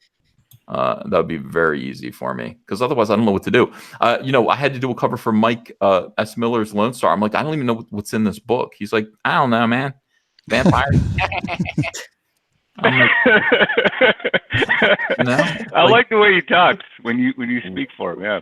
Yeah, well, that's how he is. He's just like whatever. He sounds like a gremlin. Mike does that nervous laugh whenever he's talking to Ethan, and Ethan just hones in on that. Or whenever he talks about money, he goes like that. Or whenever I criticize him, and I criticize him righteously, but Bitcoin had a good day today. He'd be like, I see you guys are trying to give me some money. I should probably pay attention to you. That kind of a thing. So it's like, but I need the stick figures. A stick figure sketch would be really, really helpful. So we'll do that. So in the meantime, everyone, back Vestige #1 and make sure that you get your copy. There's 16 days left. We'll absolutely put something together. I mean, maybe something with Maddie, because she really is, I would say, a star, right up there. Maddie. Maddie is cool. Yeah, people probably want to see Maddie. I'll draw that. That's easy for me. Right You know. on. All right. Cool. Yeah, we'll get you something. We'll get you something. Groovy. All right, so let me see what else is going on here. Super chats. William Plummer says, "Hail EVS, CyberFrog is beautiful. Listen to the criticisms, but keep them in perspective. If you want Jeremy from Geeks and Gamers to explode his brain, tell him Brie Larson has been cast as Ahsoka Tano." Ooh, maybe I'll spread that rumor tonight on the High Council. Jeremy, I got some insiders at Lucasfilm, and you're not going to like this. Well, I do have somebody who works for Disney in LA, and I was bullshitting with them about that. Now, it's not an actual confirmed rumor, but they said if they ever did use her, she would be made up. And then I immediately thought of that character because she's like orange and has like. Yeah. I think she's gonna. I don't know. It's just clicking in my head that they're gonna do that, and she's gonna be that character. Yeah, I hope not. But I believe me. At this point, everything is done for spite. So anything that we fight, they're going to do. Essentially, anything that they can see upsets us. Although, I understand they kill Rose Tico in the first 10 minutes of Star Wars 9. Woo. No, she's supposed to have Finn's babies and stuff. What?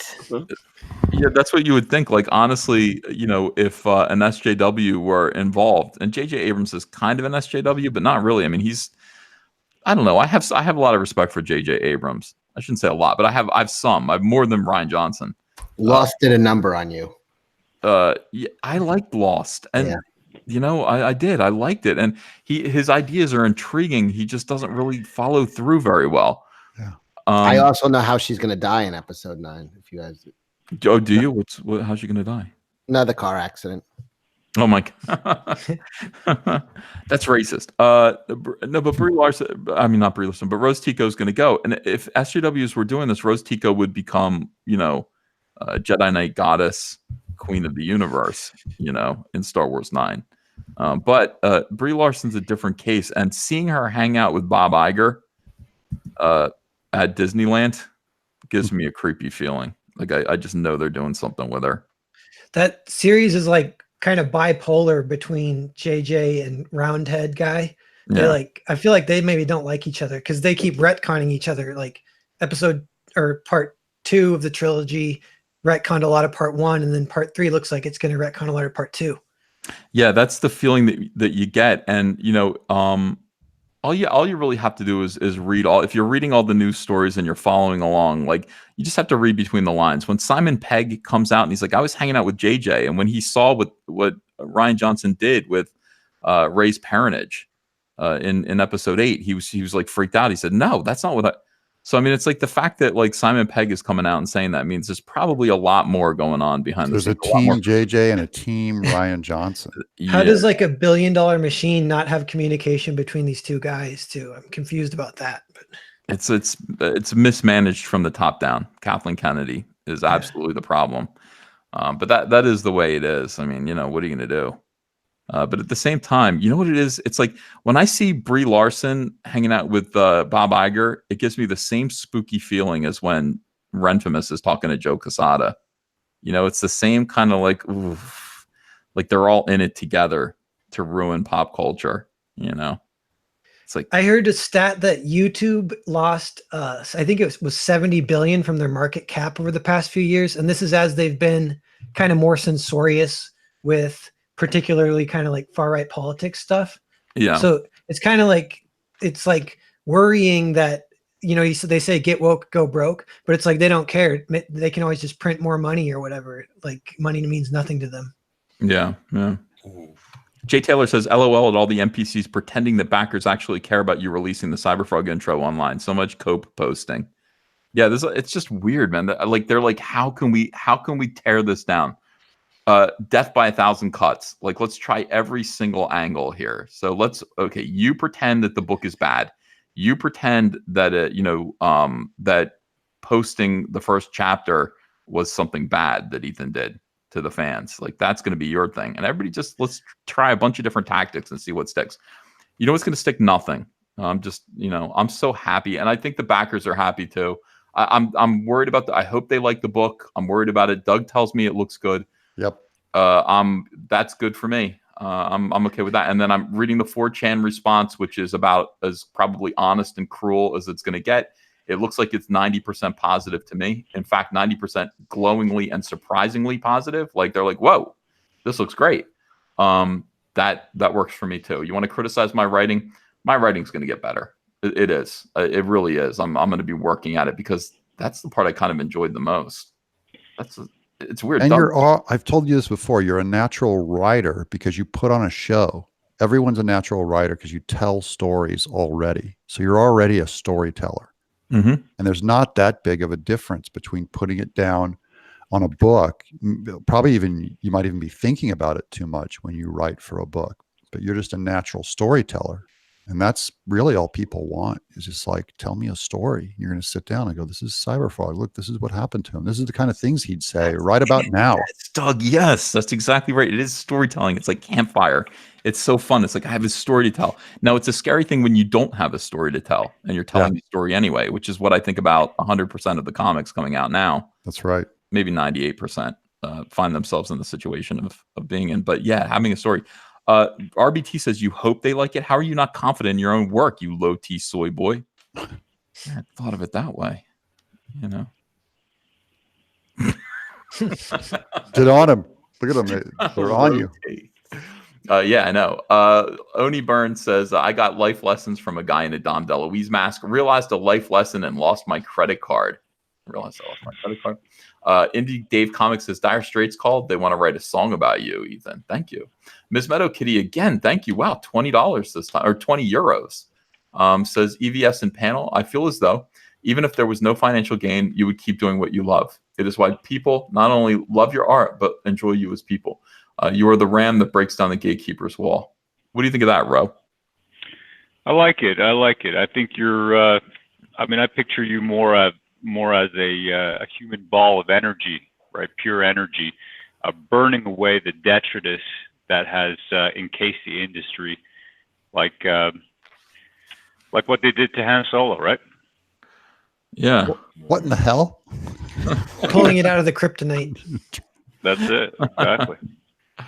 Carbonite, not kryptonite. Carbonite. Yeah, I would be doing this, I guess. I would be doing it much slower though. He will preserve quite well. Slower? How can it be slower? This would have been done the day that I died. You know, like here's one last CYBERFROG story. You know, most of the time that he spent with his family. You know, that's what he did. He didn't spend too much time in the basement drawing. He spent more time with his family, I think. You know, when politicians say that, like, I want to retire to spend more time with their family, I'm like, people go, they make fun of that. I'm like, no, I get that. I understand that. Steve DeJohn says, when they say CYBERFROG is badly drawn, you know they're mad. And then he says something controversial. He says, Tim Doyle's art is great, but he's a disgusting reprobate. Isn't hard to give due credit. I don't think his art's that good, honestly. I haven't seen it. But him criticizing me was why he got his Twitter shut down. I was the last one he hit. Really? Yeah. And then we flagged him and down he went. Boo-hoo. Oh, be nice next time, Tim. He can't, like, there's something broken in him where he's got to attack Republicans. He's got to do it. And he thinks, like, you know, he watches, I think, and reads a lot of militant literature. Yeah, I think so too. That tells him that he's got to be doing this. The like Olympic stuff. Yeah. And then it was also the same people came out too, as if he was puppeting all their accounts. It was Mags and it was SJW Spider-Man and all that stuff. It was all the same people, a tiny handful of names, and then all their puppet accounts. They don't even matter. They don't even matter. Yeah, but you know what? They do meet up together. Do you want to get somebody in on that? Because I mean, I have a lot of comics friends who those SJWs don't know that they're friends with me and we're still in communication and they communicate. I mean, I have never asked anyone, but I mean, we could actually get insiders in there and like pull out their plans. Like, send me some screenshots of you guys talking about how you're going to deal with Doug TenNapel. Yeah. I mean, is that something that we'd be interested in Yes. I've extract? had those before, by the way, from the gaming mags. People sent me the gaming guys, all the Kotaku and all the Polygon people talking about me and planning their ways. So fucking soy based. You Yeah. know, it's like, oh my god, like how are we gonna do this? How are we gonna stop Yeah. Dog? Yeah. Yeah. Okay, here's what It's we're gonna gonna be do. so good.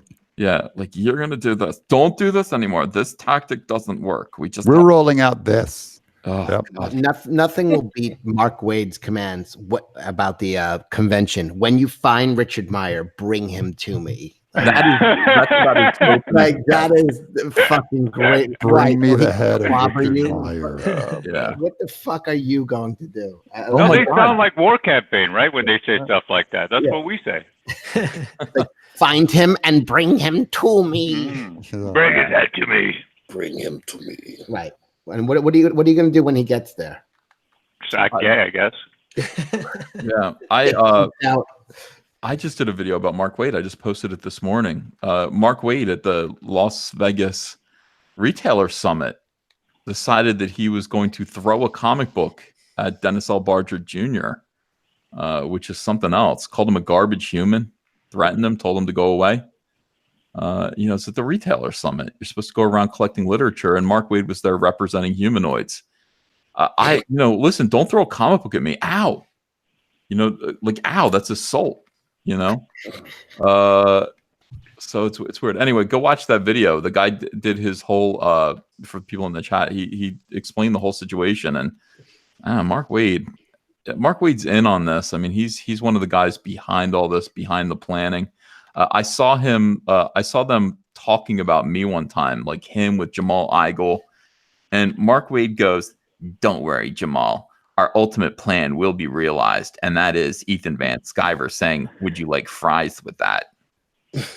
I was like, you guys are super villains. Like, you guys are super villains. And he is against the common working man who makes fries. That's to him, that's a punishment. Total anti-blue collar. Ethan, you did say that the other night, but you said it like this. You forgot to ask me if I'd like fries with that. Oh, yeah. It was the whole. Yeah, that was me at Wendy's, by the way, at 3 a.m. But no, the whole thing is like they seriously do. They sit around and plan, and they go, "How can we make it so that we ruin this guy's life?"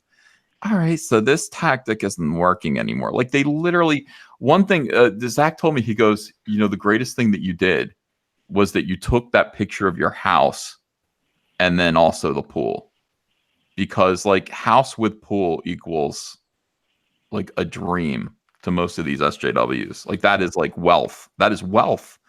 So when you said thanks for the house with the pool, Comicsgate, that drove them absolutely crazy. Absolutely crazy. And they started all over again to come after you.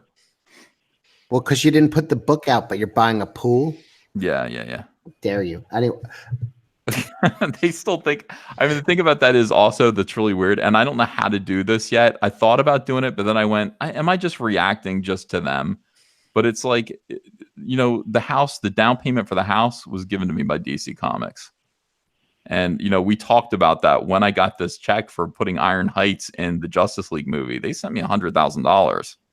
Wow. Jeez. And so I have like that. I sent that over to Zach. I was like, God damn, you know, like, look at this royalty check. And so I'm hanging on to this. And this is our house right here.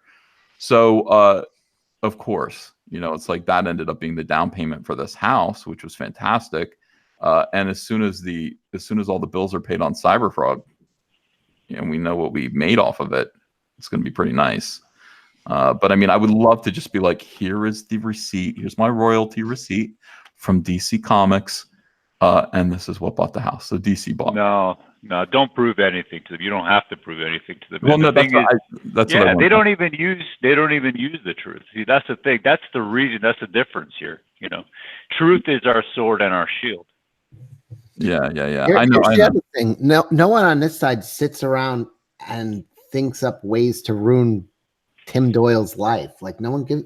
I've given it some thought, though, Cecil. I'll be honest with you. What are you going to do, really? He's already there.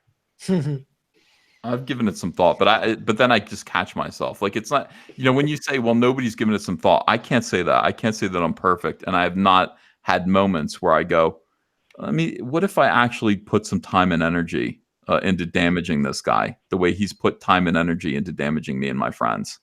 Like, what would I do?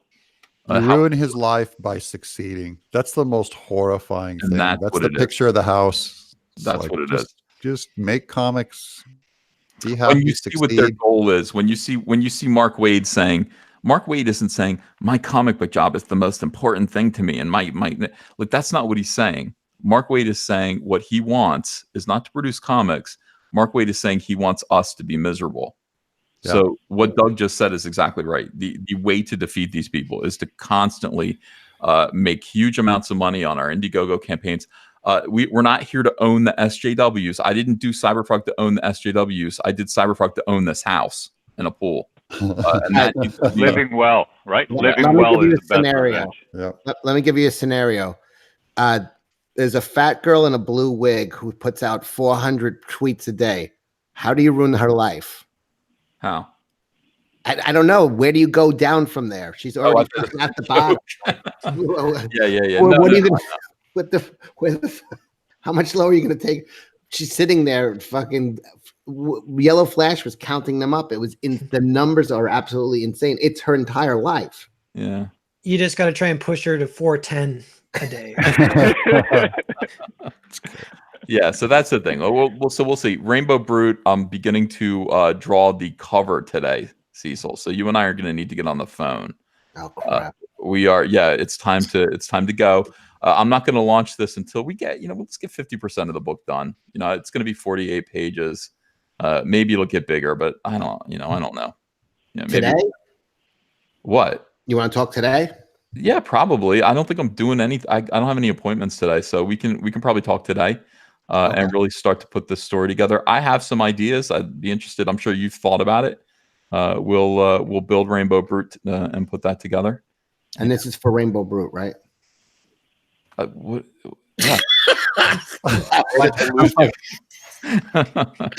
Yeah, Rainbow Brute, and then also Bro White. Which? Oh man! So are you telling me, Caesar? Are you saying to us that we are actually going to be able to erupt like Mount Vesuvius? Yeah. But this time, see, the thing is, like, people are like, you should have had CYBERFROG done before you crowdfunded. I don't agree with that. But I should have had some of it done. I think that crowdfunding, people forget, like, it's like crowdfunding gives you the ability to do this. Most people don't have the money to just sit there and produce a big epic comic like this. They need to be given the money so that they can pay their bills in order to do a big epic book like this. So that's where CYBERFROG came from. Fortunately, now I'm fabulously wealthy. So, I can probably begin to do Rainbow Brute, get Rainbow Brute done, or at least halfway done before we launch the campaign, which is, where we're going from here. So I want to get this done. We're doing, and in the meantime, we've got the CYBERFROG Vampirella variant cover that's available. I'm going to launch the trading card set right after that. We're going to do merchandise. And then before we launch the next big campaign for a big brand new comic, which is Rainbow Brute.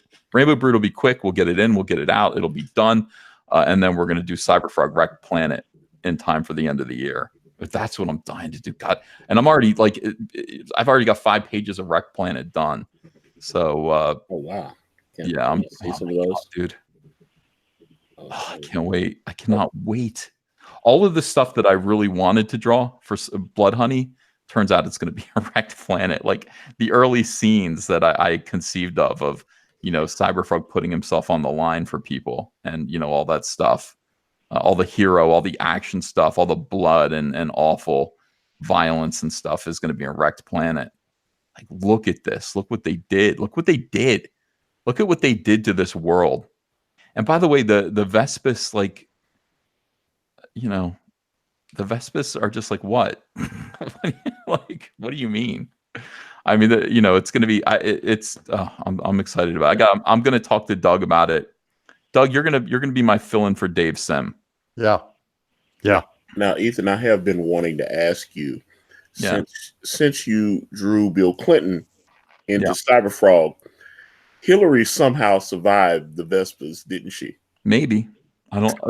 We're not clear about that. But Bill Clinton is a character in the series. I don't think he's going to show up in Wreck Planet, but he's still the president. In 2018, he's still the president of the United States. Government fell apart, but he is, Well, maybe it's time for him to move over and let his wife take over for a while. Yeah, give him their dream, Ethan. CyberFrog's going to find him and just be like, she's the queen of the wasps. Yeah, like, Mr. President, how's the first lady? And he's going to be like, she's fine. Monica, come on out. Monica, get me a cigar. Yeah, I mean, because the world ended in 1998. I mean, I think about this. I'm like, JFK Jr. is still alive. You know what I mean? It's like the World Trade Center is still standing. All of these things went differently. When you drew that scene with Clinton, you should have had when the Secret Service come in, you should have had Monica like under the desk. That would have been hilarious. I'm doing this seriously. Like, this is the thing. Like, I don't want this to be like wacky in any way. Like, this is serious. This is a serious book about the friendship between a frog and a salamander and a teenage girl. And then also, like, what would happen? I mean, the invasion happens during Bill Clinton's apology speech and admission from Monica Lewinsky, and like, it interrupts it. It's like, so. Well, this is not political, right? No, because I don't treat Bill Clinton like a clown. I don't treat the president like a clown. I'm not making a statement about anything except for history. And the only thing I'm really saying might be kind of political is that at this time, in my opinion, was right when America got weak. When America got weak is when they were attacked. And rise of the soy. Exactly. I mean, when the soy bomb starts dancing on stage with Bob Dylan in 1998, that was it. And that guy was actually a signal. Like, he launched an actual soy bomb. He did. That's what he was into the doing. World. Mm-hmm. I mean, it was just sad. I mean, like, nobody could help. Like, Senator Sonny Bono hit a tree 2 days before that. It's just like there was nobody that could have helped. And this guy just got up there. He did his little dance. And then, like, that was the signal. That was literally a signal for the Vespas to invade. And everybody watched it like, that's funny. What the hell? That's ironic. That's satire. But no, it was a signal saying, look, yeah, the world is ready to invade. Come get them. They're soft and meaty. And, that's kind of what the soy bomb was. I hope he doesn't sue me. But I changed his face. I like Dylan's response to him. He just looks at him and he just keeps playing. Yeah. He's just like, what the hell, man? What was that? But he was dancing way off key. Like, he was dancing to a much faster. Oh, that was weird. And then the song was not that fast, but he was dancing like 100 miles an hour. He was clearly an alien. Like, that's the whole thing. Like, everyone was just confused, but they laughed at it. And it's just like, that dude was an advanced man for the Vespas, without question. So, I want to keep. So that's the only political thing. But when Bill Clinton's in this book, I'm not making fun of him at all, and you'll see that. Like, he is the fucking president, and he behaves. I think he says things like Bill Clinton would say when he's not on camera, and hopefully there's no sense of politics in this. You just CGI'd him in like they did in Contact. It's just, he's there. I mean, he's there giving his little speech and everybody's watching it. But do you remember the 90s? Like, they weren't that political. Like, I think, people weren't concerned. They weren't obsessed over it. Like, people thought, the president lied about getting a blowjob. But it wasn't so much like, it wasn't so much like, Republicans versus Democrats, it just didn't feel like that. It didn't feel like that to me. And very few people obsessed over it the way they do now. It was just this moment that I think that in that moment, something weird happened for me where I realized I watched things kind of become political because, Bill Clinton lied and he got caught lying. And it's just without question. And then I watched Democrats claim that everything was a lie. Like Democrats forgot or pretended to not understand what lies were. So they were so devastated by the fact that their president was called a liar and he did in fact provably lie, that they wanted to inflict that on everyone else. So it's like George W. Bush was wrong about weapons of mass destruction. He lied. He lied. Anytime anyone was wrong, they were lying. If their opinion was wrong, they were lying. It was interesting, and to me, that's like this pivotal turning point in American culture where people just became inhumane to each other. Is it sort of the renunciation of truth? Yeah, it was also just deliberately forgetting what things meant, what words mean, and then treating people unfairly. I think it all started there. I could be wrong. That just could be my personal experience, but I noticed it and I said, that's not what lies are. Like if if a politician is wrong about something, he's wrong. He didn't lie. A lie is he's fully aware of what the truth is and he chooses to obfuscate, and say something else instead. And that's the thing. So that's personal. Like I just started to notice it happening right at that point. And it's almost like, from a historical narrative about, the Vespus invading, it just kind of coincides with CyberFrog ended at that point. I stopped drawing CyberFrog in 1998. But it also just seems like the perfect time for the world to end so that we didn't have to suffer through so much of what's happening in our culture now. I think the 90s were better in a lot of ways. Mm-hmm. They were better for comics. In 1998, let's not forget, I mean, we were on the brink of absolute destruction as an industry. So, 1998, the world ends, at least the World Trade Center doesn't come down. There's no sense of just impending doom and anger and. And that was what ended it all. Is like the .com boom crashed the market and we got gutted, and then 9/11 happened, and then that was opened a lot of Americans' eyes to how dark and terrible things can be. Yeah. And there was none of that in the 90s. Ethan, I hate to break in here. I hope this does not disrupt Rainbow Brood at all, but I recently joined Cheryl and Eaton's union, and she just sent me a text that we're on strike. We're actually striking right now. You're striking up. A Rainbow Brood writer's strike. What do you think of what do you think of comic books unionizing, Doug? Terrible. I'm against all unions. Yeah. Just doesn't. So you were for the Confederacy. That's what you're saying. Just do the work, people. Do the work. That's the thing with the unions is suddenly you got a guy saying like, I'm not doing that. That's not my job. Yeah. Talk to my union boss. I think unions overall are corrupt, especially the writer. Because I used to be in the Writers Guild in Hollywood. It was complete trash. What they do is they would get you to strike. So like a little nobody like me who can barely make a living writing, I'm out striking. And then the people who end up getting all the money are the big name, like Sorkin, all the big name writers. They're the ones that benefit from the strike, of getting like expanded DVD sales and all that. That doesn't affect your normal writer who's out there eating it for them. And as soon as they have to start negotiating, right, all the big wheel writers get their demands. Like I want DVD sales and I want digital and I want all that.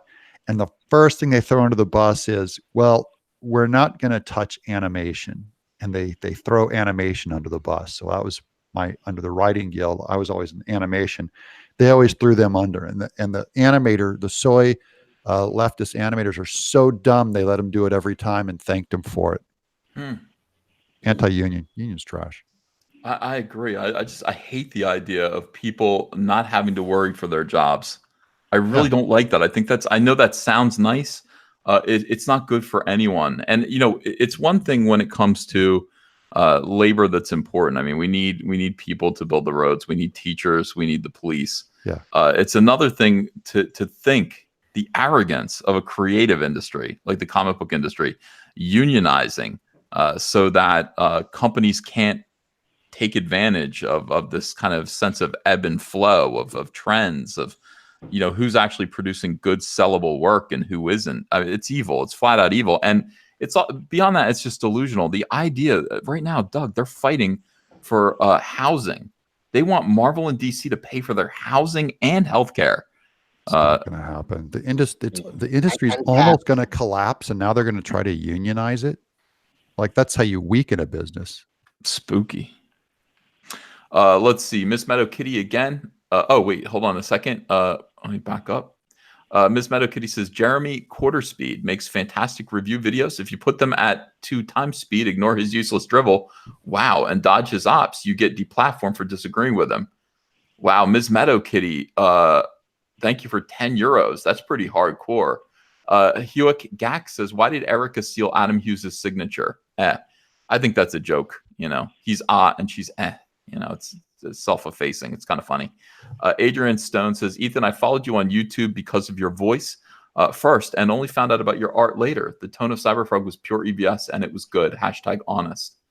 Hey, thanks, Adrian. That's kind. Nice. Are you B. Allen Orange? I ask you that. I always ask you that, and you always laugh, but you pretend to be B. Allen Orange. And I wonder if you are B. Allen Orange. Miss Meadow Kitty says, Star Wars. Oh, thanks for 20 euros. Wow, you're being very kind today.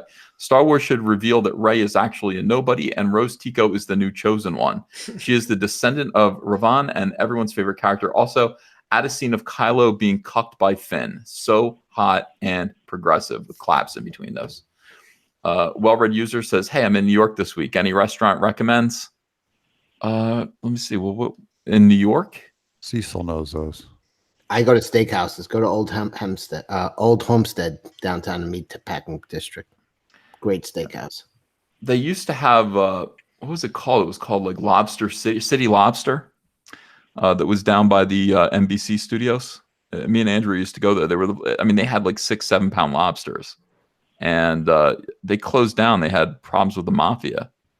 From what I found out, they owed a big debt to the mob. Ended up getting closed down. Just go by Bryant Park. And there's a lot of like pop-up restaurants now that the weather's really nice. There's tons of stuff going on. Go by Bryant Park.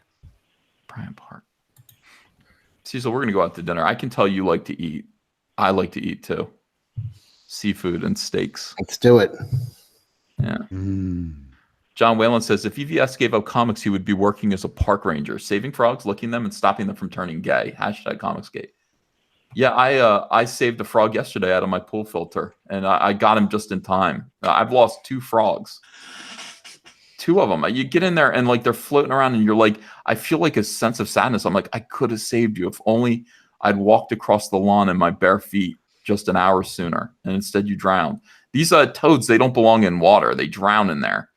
But toads can't swim so well. No, people don't understand the difference between toads and frogs, and toads are a kind of frog, but they're not swimmers.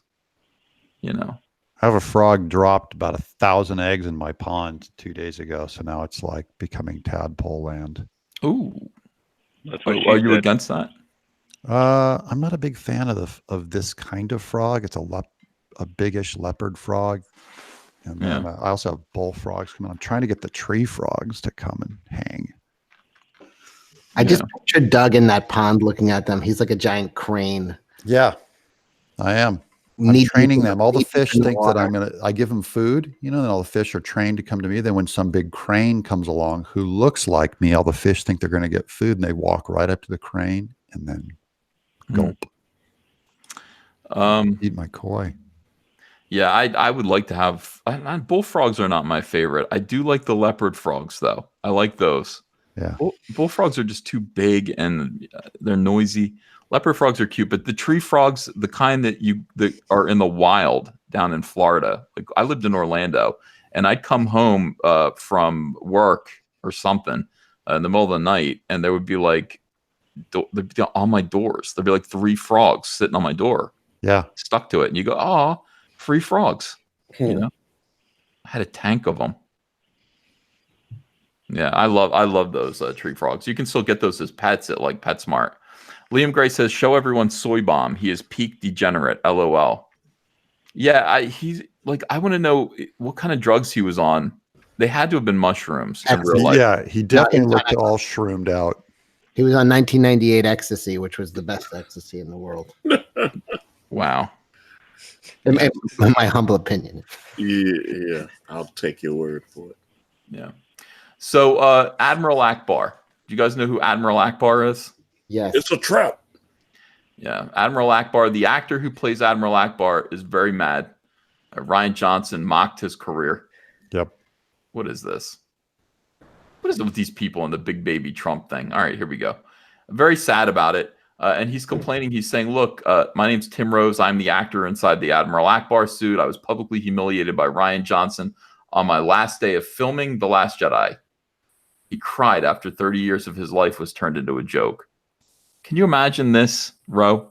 If your job was to be in a big fishman suit for 30 years? And then well, yeah, I mean, you make a mockery of a man's career, you know. And look, he looked like a fish, but at the end of the day, you know, he had a sort of a stature, didn't he? And they reduced him to nothing. Yeah, he looks like a fish. He can't help it. He's English. Are they talking about the anticlimactic death, or did Ryan Johnson actually say something to him? Both, I think. Ryan Johnson just kind of undermined him and humiliated him, made him hold up a little placard just before they were about to whack his character out. And look at him. He looks like he's about to cry. So this is important. Publicly humiliated. And of course, this became an article. Star Wars Admiral Akbar actor reduced to tears at iconic character's disappointing Last Jedi role. He thought this was going to be a big deal. They killed him right away, and then they brought in that Holdo woman with the purple hair. You know. Well, they got to break people down so they can build others up. That is true, isn't it? That's their whole thing. So now people have no pity. These SJWs in Star Wars are dumber than the SJWs in comics, and they have no pity for him. And you just look at their reactions to this. I was in tears. They made my character a joke. Your character was always a joke, bruh. Remember, It's a Trap is a meme. Tim Rose really is butthurt. I don't need to read any of his interviews ever again. He's always been a joke character, you halfwit. Oh, boo-hoo. He was always a bit of a bit character. Who cares? It's a Space Wizards movie for kids, you big babies. LOL. Legacy. He's only been known for 3 words, and that was because he became a meme. That was his own fault. The small paid check should have told him he had next to nothing role and still chose to do it and expected a big important role. Why? Can you imagine these violent, evil, mean? That's Akbar, cruel. Let's keep going. Akbar is the meme. He's had about 4 minutes total in the franchise. You act like Ryan kicked the guy's dog or something.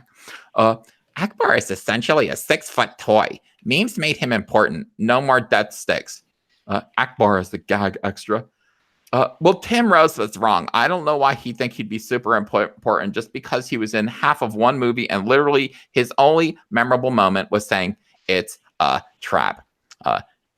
He more of a meme than a character, for the love of God.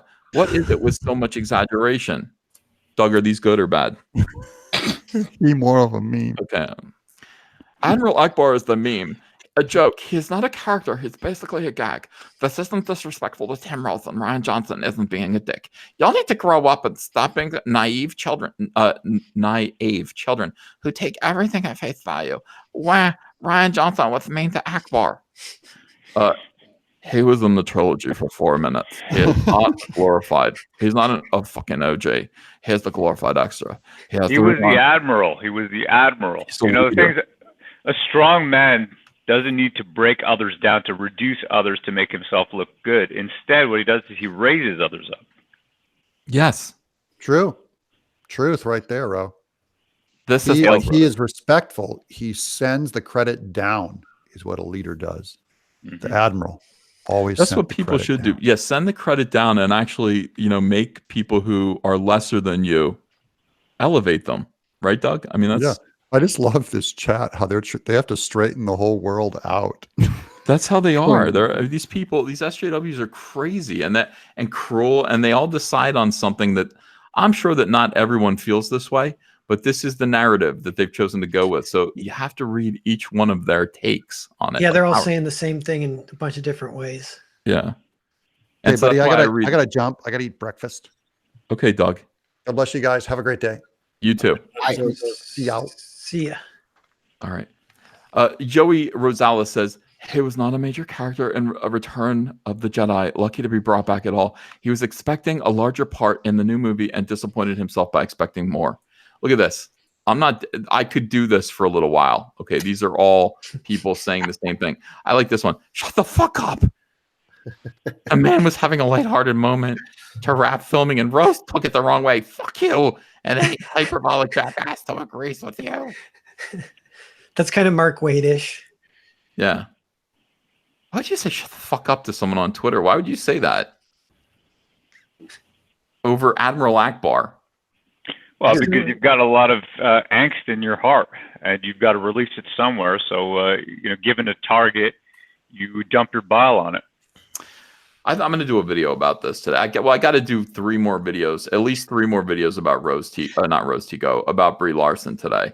And I will do those. There are a lot of people who are concerned. They're mad that I did a Mark Wade video and I did not do Brie Larson number 4 today. I think you should knock it to 100 in a month, not a week. I think. Yeah, it's got to be a month, because I'll tell you why. It's just, I know people are going to get mad at me for saying that, but you're going to burn out. You're going to be repeating yourself. No, it's not that I'll be repeating myself. That's not the problem. The problem is that YouTube only sends out notifications for 3 videos a day. So if you do 14 videos, you're going to do them and nobody's going to watch them because YouTube won't notify anyone that you did them.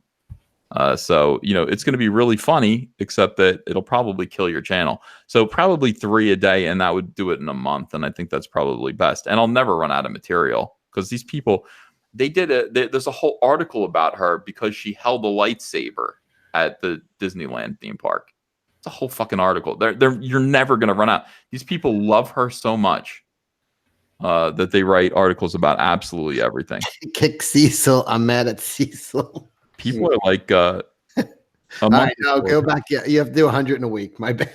I can't. It's Cecil. I needed you to do that. No, I think a month is okay. 100 in a month. You is think so, Cecil? insane. Okay, yeah, that's fair. I think that's about right. Thanks, Cecil. I'll do that. I'll follow your suggestion. I was going to do them in a week, but no, do not do it in a week. Do it in a month. A month. You're crazy. Right. You're going to hurt yourself. Yeah. Neostar Productions, thanks for $3. Says Comic Artist Pro Secrets, #Justice for Akbar. Let's stop making fishmen cry. That's all we're asking at this point. All right, so I want to thank everyone for being here, and I hope you all have a good morning. It's 9:20 in the a.m. Get out there, get some work done, do some good stuff, and let me tell you something. Just call me. Oh, Hunter's calling me right now. Hunter, I'll answer you later. Let me decline this. Everyone have a great day, and I will see you again later. Let's go watch the Mark Wade video, and I'm going to put up more videos later. Please back CyberFrog. Please back Vestige. See ya. Bye.